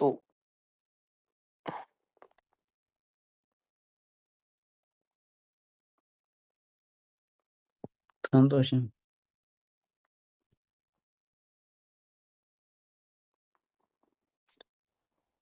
ተንተነ ፍግም ተንተንኩ ለወዲቁ እግዚአብሔር አንሳአኒ ተንተነ ይተነትን ፍግምግም ይብል ፍግምግም ይብል ፍግምግም ንኽብል ይተንትን ፍግምግም ይበል ተንትኖ ተንትኖት ፍግምግም ዝበለ ትንቱን ተንታኒ ናይ ፍግምግም ይባል ፍግምግም ዝበለ ትንቱናን ተንታንያን ፍግምግም ዝበሉ ትንትንት ተንታኒት ፍግምግም ዝበለት ትንቱናት ተንታንያት ፍግምግም ዝበለ መተንትን መስተተንትን መስተተናትን ባይደ ቅጽል ተንተንት መድበል ትንታኔ ጥሬዘር ተንተነ ፍግምግም በለ ተንተነ ፍግምግም በለም የመውደቅ ተንተንኩ ለወዲቅ ወእግዚአብሔር አንሳአኒ ትንቱን ውስጥ ዘ መተንትን ባይድ ቅጽል ተንተንት መድበል ትንታኔ ጥሬዘር ወአጽንኡ እንበለ ትንታኔ ሃይማኖት ርትዕተ እንዲል ተረ ትራፋት ማለት እሺ ተረፈ ቄርሎስ ዲ ትራፋት ቄርሎስ አህዝን ለሞትከ ወእተነትን ለድክምናየ ተጨነቀ አሐዝን ዲ አሐዝን ለሞትከ እሺ ግን ፍግምግም ሙዳቅ ማለት ሲታ አዋ ሙዳቅ ደርገፍገፍ ኢልካ ሙዳቅ ማለት እኮ ደርገፍገፍ በለ ማለት እዩ ኦኬ ደርገፍገፍ ኦኬ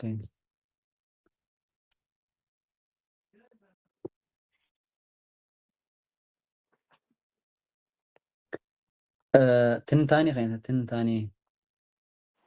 ፍግምግም ምባል ደርገፍገፍ ምባል ደርገፍታ ክኖር ደርገፍታ ይባላል ይባል ደርገፍታ ይባል ደርገፍታ ደርገፍገፍ ደርገፍገፍ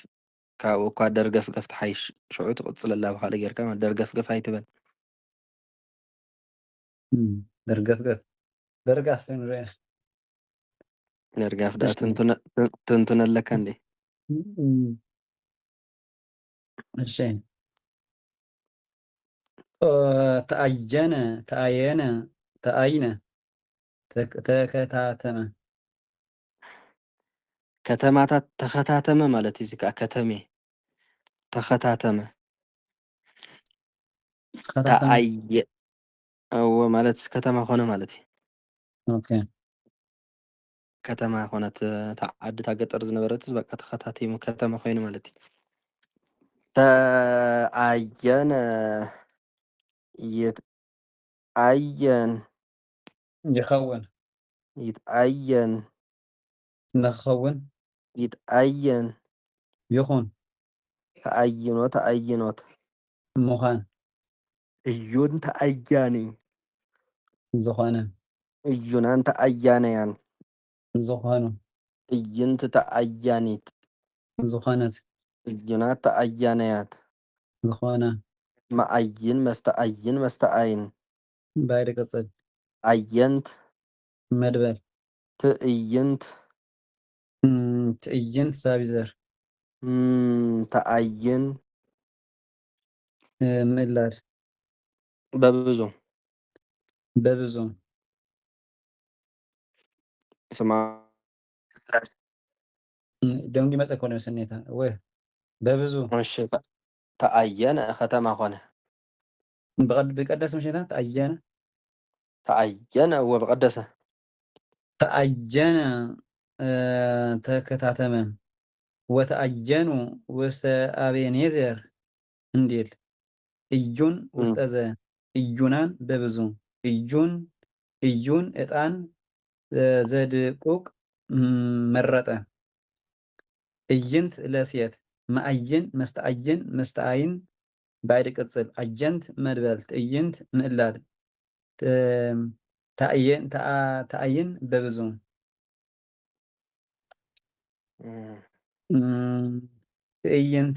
ትዕይንታትም ይላል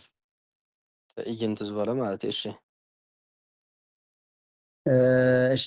እመኒ ጸምአኒ ተአይን እይፈራሃኒ ልብየ መዝሙር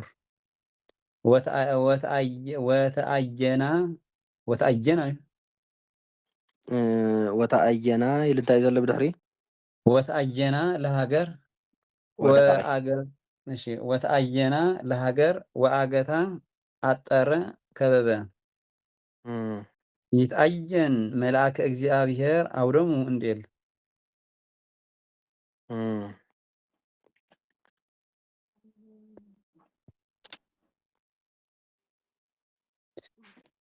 እሺ ትዕይንት አይሆን ትዕይንት ምላት ከተማ ያባን ከተማ እሺ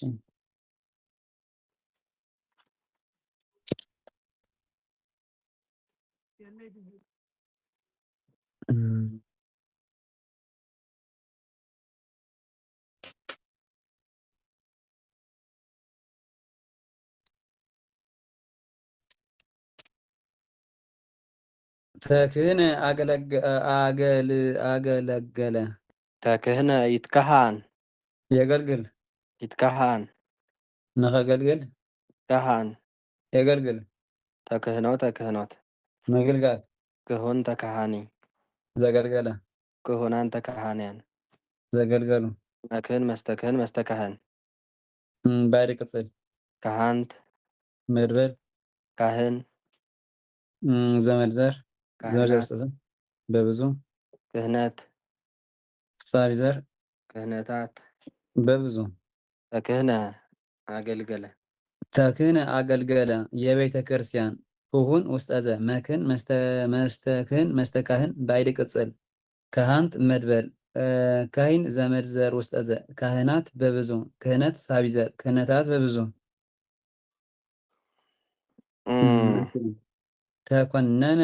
ተኮነነ ተፋራረደ ተኳነነ ዲ ተኳነነ ተፈራረደ ተኳነነ ይትኳነን ይፋረድ ይትኳነን نخفارد يتكوانن يفارد تكواننوت تكواننوت تفارد كنون تكواناني مفرد استفارد كنون تكوانانيان استفارد كننت تكوانانيت استفراردت كنونات تكوانانيات استفرارد شي مكونن مستكونن مستكوانن بعد قصد كوننت مدبل مكنان بعد زر مسفنا خمزة ولا مالتي شي تكوانن ተወኳነነ ተፈራረደ ተዋቀሰ ተወኳነኑ ሄሮድስ ወጲላጦስ እስመ ጋዝ ቦሙ እስኪ እስመ ጋዝ ቦሙኒ ክርክር ነይሮም ንጎይታ ንክሰቅልዮም ተሰሚዖም እምበር ቅድሚኡ ያው ዝኾነ ዘፃለኦም ጉዳይ ነይሩ እዩ ተራራቀ ኮኑን ውስጠዘ መኮንን መስተኳንን በአይደ ቅጽል አጥብቆ ተኳነነ እኮ ናይ ኮነነ ተደራራጊ እኳ እዩ መኮንን መስተኮንን መስተኳንን ናይ ምንታይ ማለታ ናይ ቀደሰ ተደራራጊ እኮ እዩ ኦኬ ቀተልዋስ ዘላለ እሺ ቤቱ እቲ ቀደሰ ተኮንሽ ቦይካ ትኸደ ማለት እዩ እወ ንኣብነት ቀደሰ ተቀደሰ አቀደሰ ተቃደሰ ዝበለ እኳ እዩ ተደራረግን ኣደራረግን ስለ ዘይጠብቅ ይከብ ቀዳማይ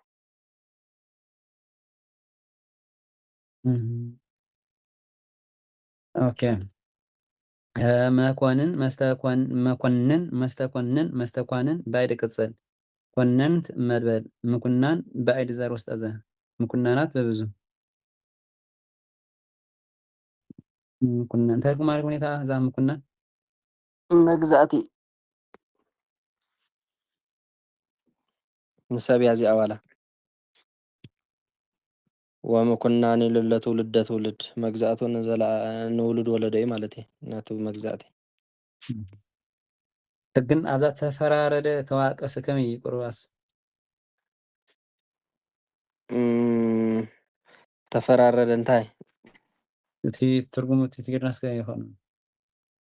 ተፈራሪዱ ተዋቃቂሱ ማለት እዩ ተዋቃቂሱ ኣብ ከዳቦ ማለት እሺ ተዋቃቂሱ ተፈራሪዱ ማለት እዩ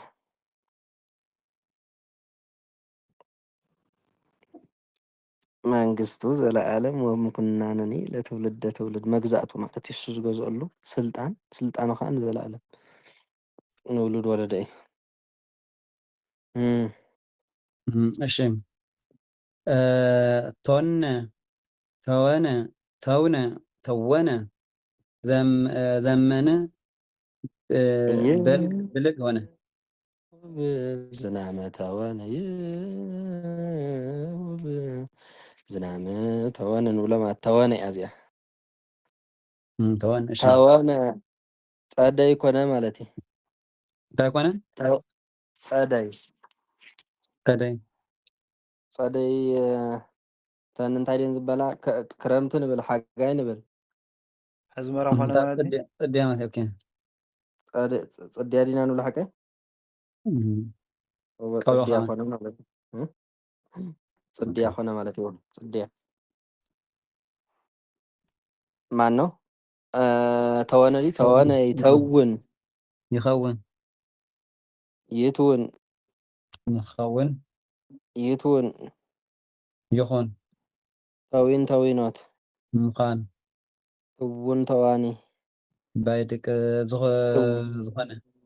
ቡናን ተዋነያን ዝኾኑ ትውንቲ ተዋኒት ዝኾነት ትውናት ተዋነያት ዝኾነ መተውን መስተተውን መስተታውን ባይድ ቅጽል ተወንት መድበል ተወን ዘመርዘር ተወነ ጽድያ ኮነ ተወነ ጽድያ ኮነ ትውን ውስጠ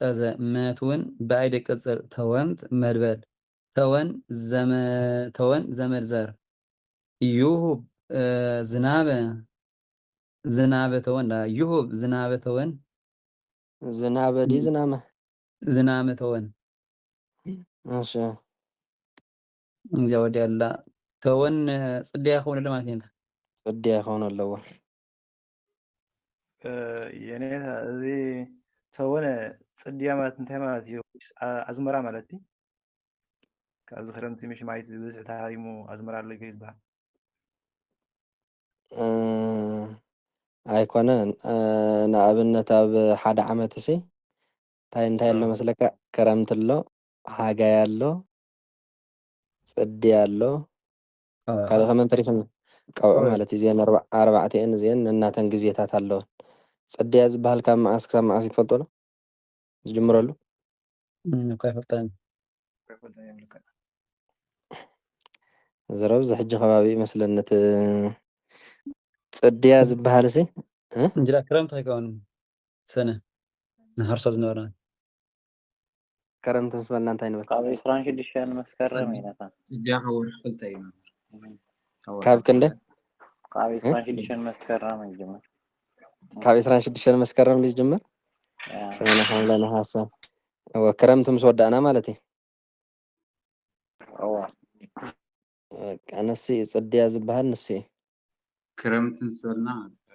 ቀውዒ ክረምቲ ይሽዑ ጽድያ ግን ሓጋይ ዝመጽእ ብድሕሪኡ ጽድያ እስኪ ሕጂ ክረምቲ ምስ በልና እንታይ ንብል ሓጋይ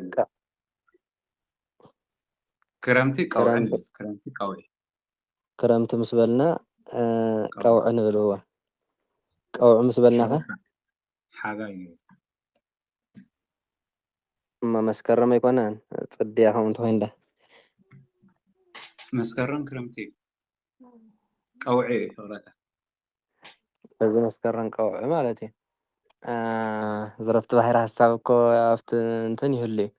መዓልታት ኣለዎ ዝሮኻ እተን ዕለት ይሓስክዎንን እምበር ናይ ክረምቲ ካብ ዕለት እዚ ክሳብ ክንዲዚ ናይ ሓጋይ ካብዚ ክሳብ ክንዲዚ ናይ ጽድያ ካብዚ ክሳብ ክንዲዚ እኮ ይብል እዩ ዕለት ኣለዎ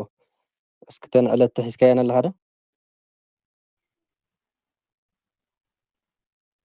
ዕለት ዝሓዘን መን ኣሎ ክረምቲ ካብ ዕለት ክንደይ ክሳብ ዕለት ክንደይ እዩ ሓጋይ ዝበሃልካ ካብ ወርሒ ክንደይ ክሳብ ወርሒ ክንደይ ማለት እዩ እቲ ዕለት እኳ ብገሊኡ ብግእዝ ዕለት 12 ሚካኤል እዩ ነይሩ ናይ ወርሒ ክልተ ሕጂ ንሰለስተ ወርሒ ካብኡ ከዓነይ ወርሒ 2 3 4 ከዓነይ ሓደ ይኸውን ሰለስተ ማለት ክሳብ ዕለት 12 ማለት ዝያዳ ካብቲ ሰዓታት ትርግእቲ መዓልታት ትርግእቲ ዕለት ግን ገሊኡ ይፈላለ ክኸውን ይኽእል ካብ 12 ዝብል ዝወርሒ ዝሓለፈ ወርሒ ግን ርኢና ናይ ምንታይ ናይ ጽድያ ናይ ጽድያ ማለት እዩ ሓሊፉ ማለት እኳ እዩ ሕጂ ዘሎ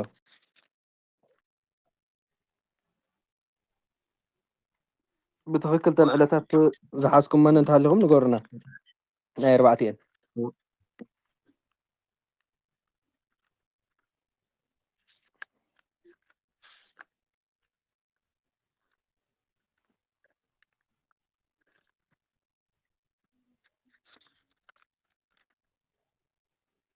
ዝሓዘን የለን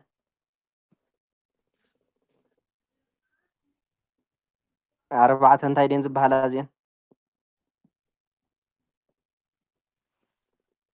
ዘን ሕጂ ንዝበልና እንታይ ይበሃላ ስማተን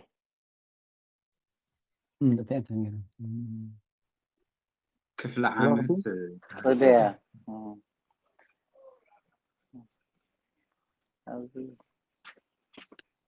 ወቅቲ ይበሃላ ነሽ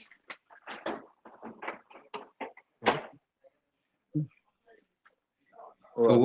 ዓመት ዘሎ ኣርባዕተ ወቕታት እውን ክንብለ ንኽእል ኢና ወትፈክር ስለዚ ክፍለጣ እዩ ዝግበአን እኮ እዚአን ሶ ክረምቲ ሓጋይ እዚአን ኩላህና ንፍለጠን ዕዮ ገዛ ትፈልጥዎን ሕጂ ተሃሊኹም ፅቡቅ ተዘይኮይኑ ግን መጀመርያ ክረምቲ ምስ በልና ቀውዒ ዝመጽእ ቀውዒ ምስ በልና ድማ ሓጋይ ይመጽእ ድሕሪ ሓጋይ ድማ ጽድያ ይመጽእ ወይ ድማ ጽድያ ዳና እዩ ዘሎ دحان نقول لنا عيا جزات هنا النازية ቅድሚ ክረምቲ ፅድያ ድመፅእ ብእንግሊዝና ስፕሪንግ ሳመር ዊንተር እተን ዕለተን እየን ዘድልያ ዘለዋ ሕጂ ሳንሲ ሃራ ባን ሆምወርክ ኢልኩም ኣለኹ ነፅባሕ በቃ ትኾነልና ንኩልና እሺ ንኸይድ እሺ ኩልና ሓደ ኮይና ፀኒሕና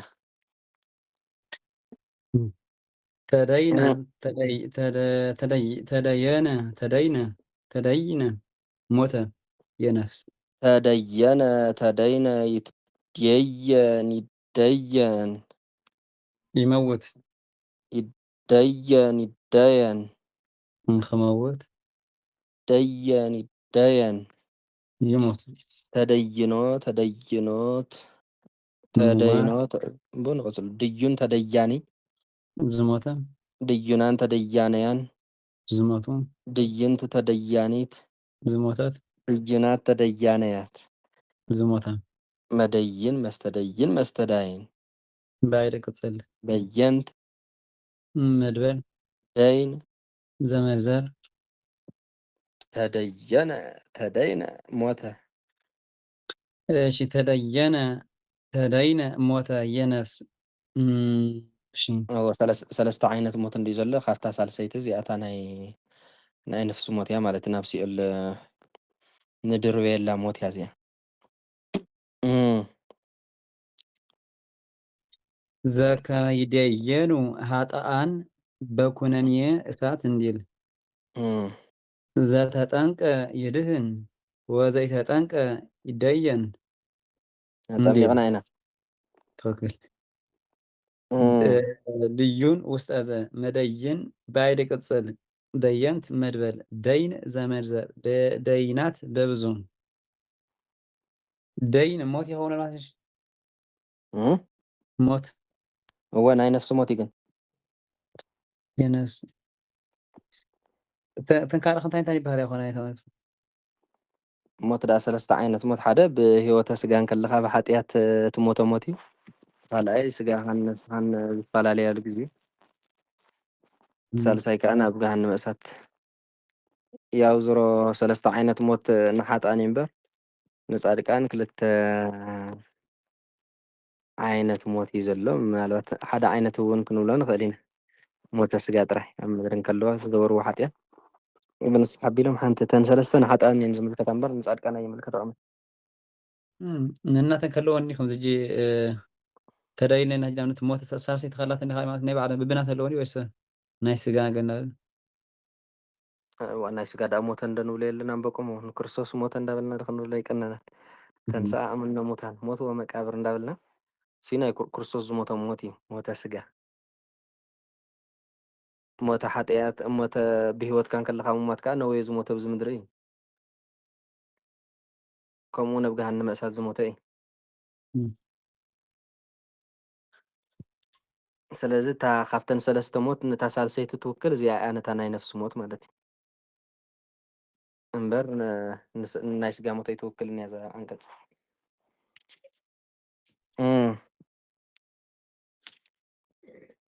እሺ ቴገነ ጎለተ የጉልቻ ጎለተ ያው ብትግርኛ እውን ጎለተ እዩ ዝመስለኒ ጉልሻ ምግባር ጉልሻ ገበረ ማለት እዩ ብዙ ከምዚ ጭቃ ጌርካ ማለት እዩ እወ ብጭቃ ክኸውን ይኽእል ብሓፂን ክኸውን ይኽእል ጉልሻ ምግባር ማለት እዩ ፀብሒ ንክትሰርሕስ ጉልሻ ምድላው ለመፅእ ክብሎ ንኽእል ኢና ወይስ ኣይንኽእልን ጉልሻ ገበረ ኢና ክንብሎ ንኽእል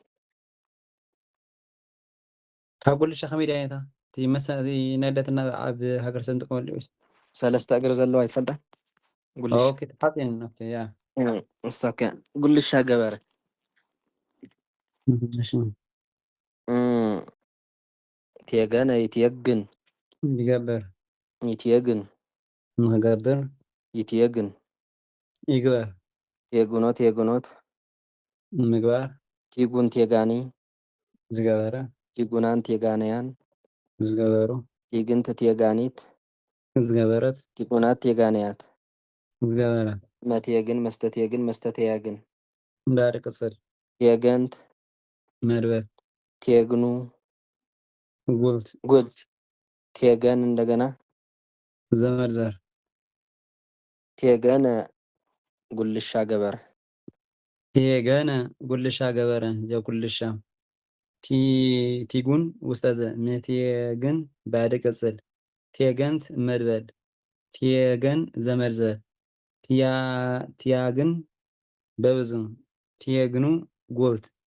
ቴጋኑ በብዙ ቴገን ቴገን ተጉልሻ ጉልሻ ጉልትና ዘመድ ዘር ጉልሻ ይኽልቲ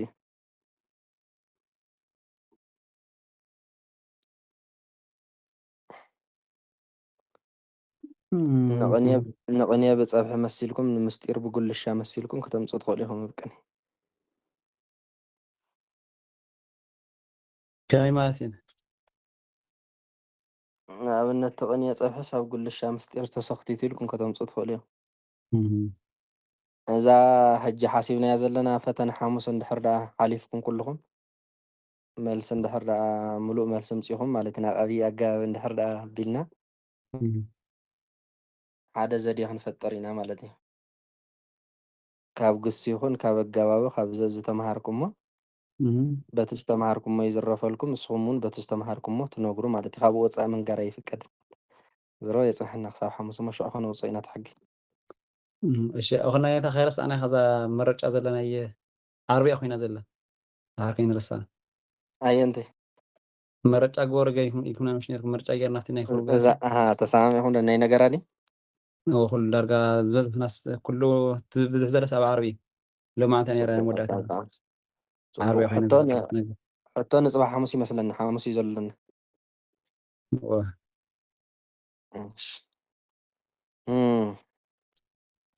ماشي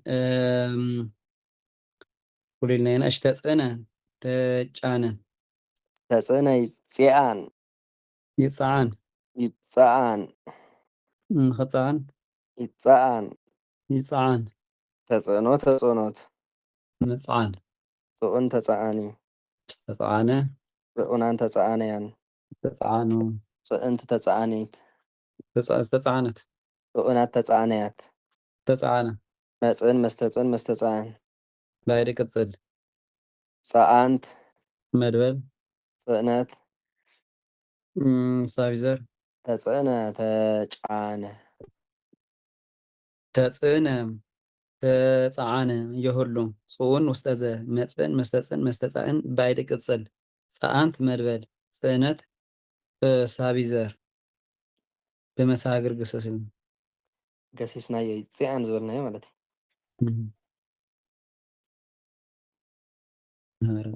እሺ ተጸወነ ተጠጋ ተጸወነ ይጽወን ጽጋዕ ይጸወን ንኽጽጋዕ ይጸወን ይጸጋዕ ተጸውኖ ተጸውኖት ምጽጋዕ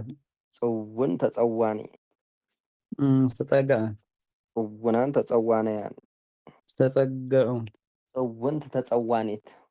ዝተጸጋዕት ጽውናት ተጸዋነያት ዝተጸጋዓ መጸውን መስተጸውን መስተጻውን በአይድ ቅጽል ጸወንት መድበል ጸወን ጸወን ዘመርዘር እሺ አጽዋን እሺ በአይድ ዘር እሺ ጽዮን እሺ ጽዮን እንታይ ትኾን ዘመድ ዘር ጽዮን እሺ ምሳማ እሺ ዘመድ ዘር ማነው ጸወነ እንታይ ኢና ንብዘና ተጸወነና ግን የለን ካብዚ ተጸወነ በቃ ምጽዋ እንዳ ምጽዋን ምጽዋን ምላዲ ባይድ ዘርባ እሺ ባይድ ዘር እሺ ተጸወነ ተጸወነ ተጠጋ አስጠጋ ጽውን ውስጠዘ መጽውን መስተጽውን መስተጻውን በአይድ ዘር ጸወንት መድበል ጸወን ዘመድ ዘር አጽዋን በብዙ ኣጽዋን ባዕድ ዘር ኣጽዋናት በብዙ ወተጻወነት ሃገር እስከ 10 ወአሃዱ ዓመት ከበበ አጠረ ቀጠረ ወፅዮን የምፃን ጽዮን ዝሮ ኣብ ፀወነ እያ ትኸውን ተደራራቢ ምእላድ እንዴ የለን ኣብዚ ትኽክል እታ ምፅዋን ዘልኩማ ምፅዋን ኣፅዋን ክልቲ ማለት እዩ ነታ ምእወ መፀገዒ ኣሎ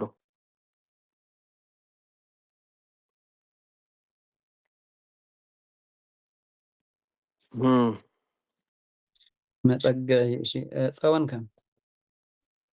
ፀወን እውን ያው መፀገዒ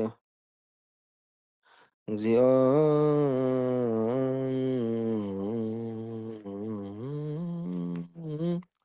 ፀወነ ኮንከነ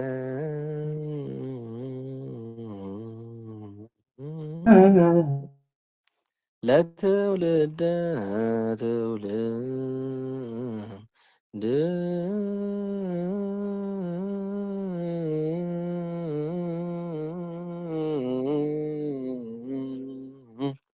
ሰንበት ሰንበት ንብሎ እሺ እሺ تيفين تيفن قرفة تيفنا يتيفن يقرف يتيفن مقرف يتيفن يقرف تيفونات تيفونات مقراف تيفون تيفاني زقرفة تيفونان تيفانيان قرفو تيفنت تيفانيت زقرفة تيفونان تيفانيان زقرفة تيفنت تيفانيت ما نو زقرفنا احنا ما تيفن ما تيفن مستتيفن مستتيافن بعد قصر تيفنت مدبر تيفان زمرزر تيفانا قرفة تيفانا قرفة يويفن تيفون وستأذى ما تيفن بعد قصر تيفنت مدبر تيفن زمرزر تيافن تيافن ببزون تيفن تايخونيتا زمرزر مراخ مراخ اوكي تيفن እንዳ ገረፍካ እንዲኻ ተፅርዮ ቀዳማ ኢልና ነርና ኢና ገረፈ እሺ ምራኽ እንታይ ደኣ ከይት ኣብዚ ክፍሊ ዘይገበሩላ ኣበይ ኣብዛ ናይ ኣንዲ ኣብፅሕና ዘለና ጆዲና ኢና ናይ ዛተ ኣብ ኩሉስ ክፍሊ ገና በና ኢና ፅና ኣብዛ ግን የበላ እንታይ ኢሉ እስኪ ክፍሊ ከይገበረ ስቕ ኢሉ ዲ ከይዱ ቀፂሉ ያው ዝሮ በኣን ተጀሚሩ ዝሮ ክፍሊ ጎራጅ ካብኣ እዩ ዝጅምር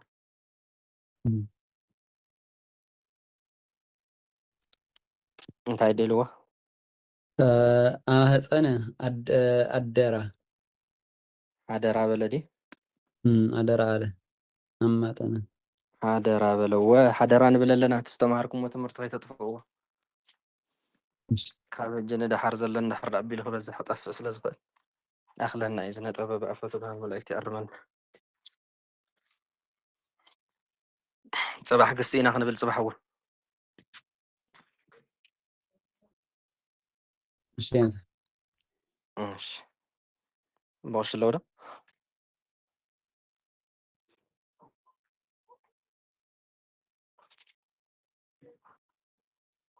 ወፂኦም ደ ጸሎት ግበሩ እናቶም ዝዓበኹም ዲያቆን ሰዓረ ጸሎት ግበሩ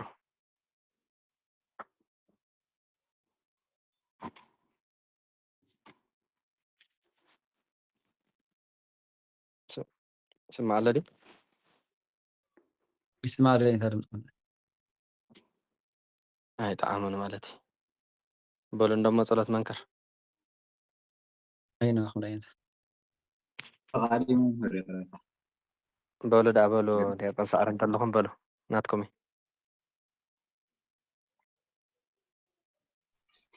ወዳሓትና የዓብይ ካሊና መንከር በል بعبيل تليكون هذا አይኮነን አይኮነን ዋ ተማዓስከ بل تعدم ولا أنت زي ولد كان عبن دها الرايد هانا كتران صوت لا لا لا قنت ذات خنا الشيء فاهم أقول بس مع بول من بس كل سحر أملاك جوار سنات أملانا سنة قال كسر زمان كنا نمسكنا كارلنا استمرنا يبدو بنحررنا منبرنا بأمن بدنا فكر جبعنا اختبارنا بتسقى تحنا هالكلمة كانت زينا خلينا ترخينا نعخنا مسكنا لون سنك عديسنا من كسخان ورسلنا كبرنا نياون مسات نسخنا عكا كم دينا نسلهم كنا نسوي عكالنا أرسلنا تنبر ربنا سنك كبدس من كسخات نسافر كم تاسما كمونا من بريخنا عيلة نجيرانا لو حاولنا احنا زودنا ورادهم كم نحرقنا هذا السنة عم بدنا نحرقنا وبيتها خبل فارنا نبرة فتنا كتونا منقسن حيلا كبر نزر علينا كايمامي بناء قدس كبر من سلامته وعدنا معنا سلام لك بحلنا خدنجل اسقاهون ننقلر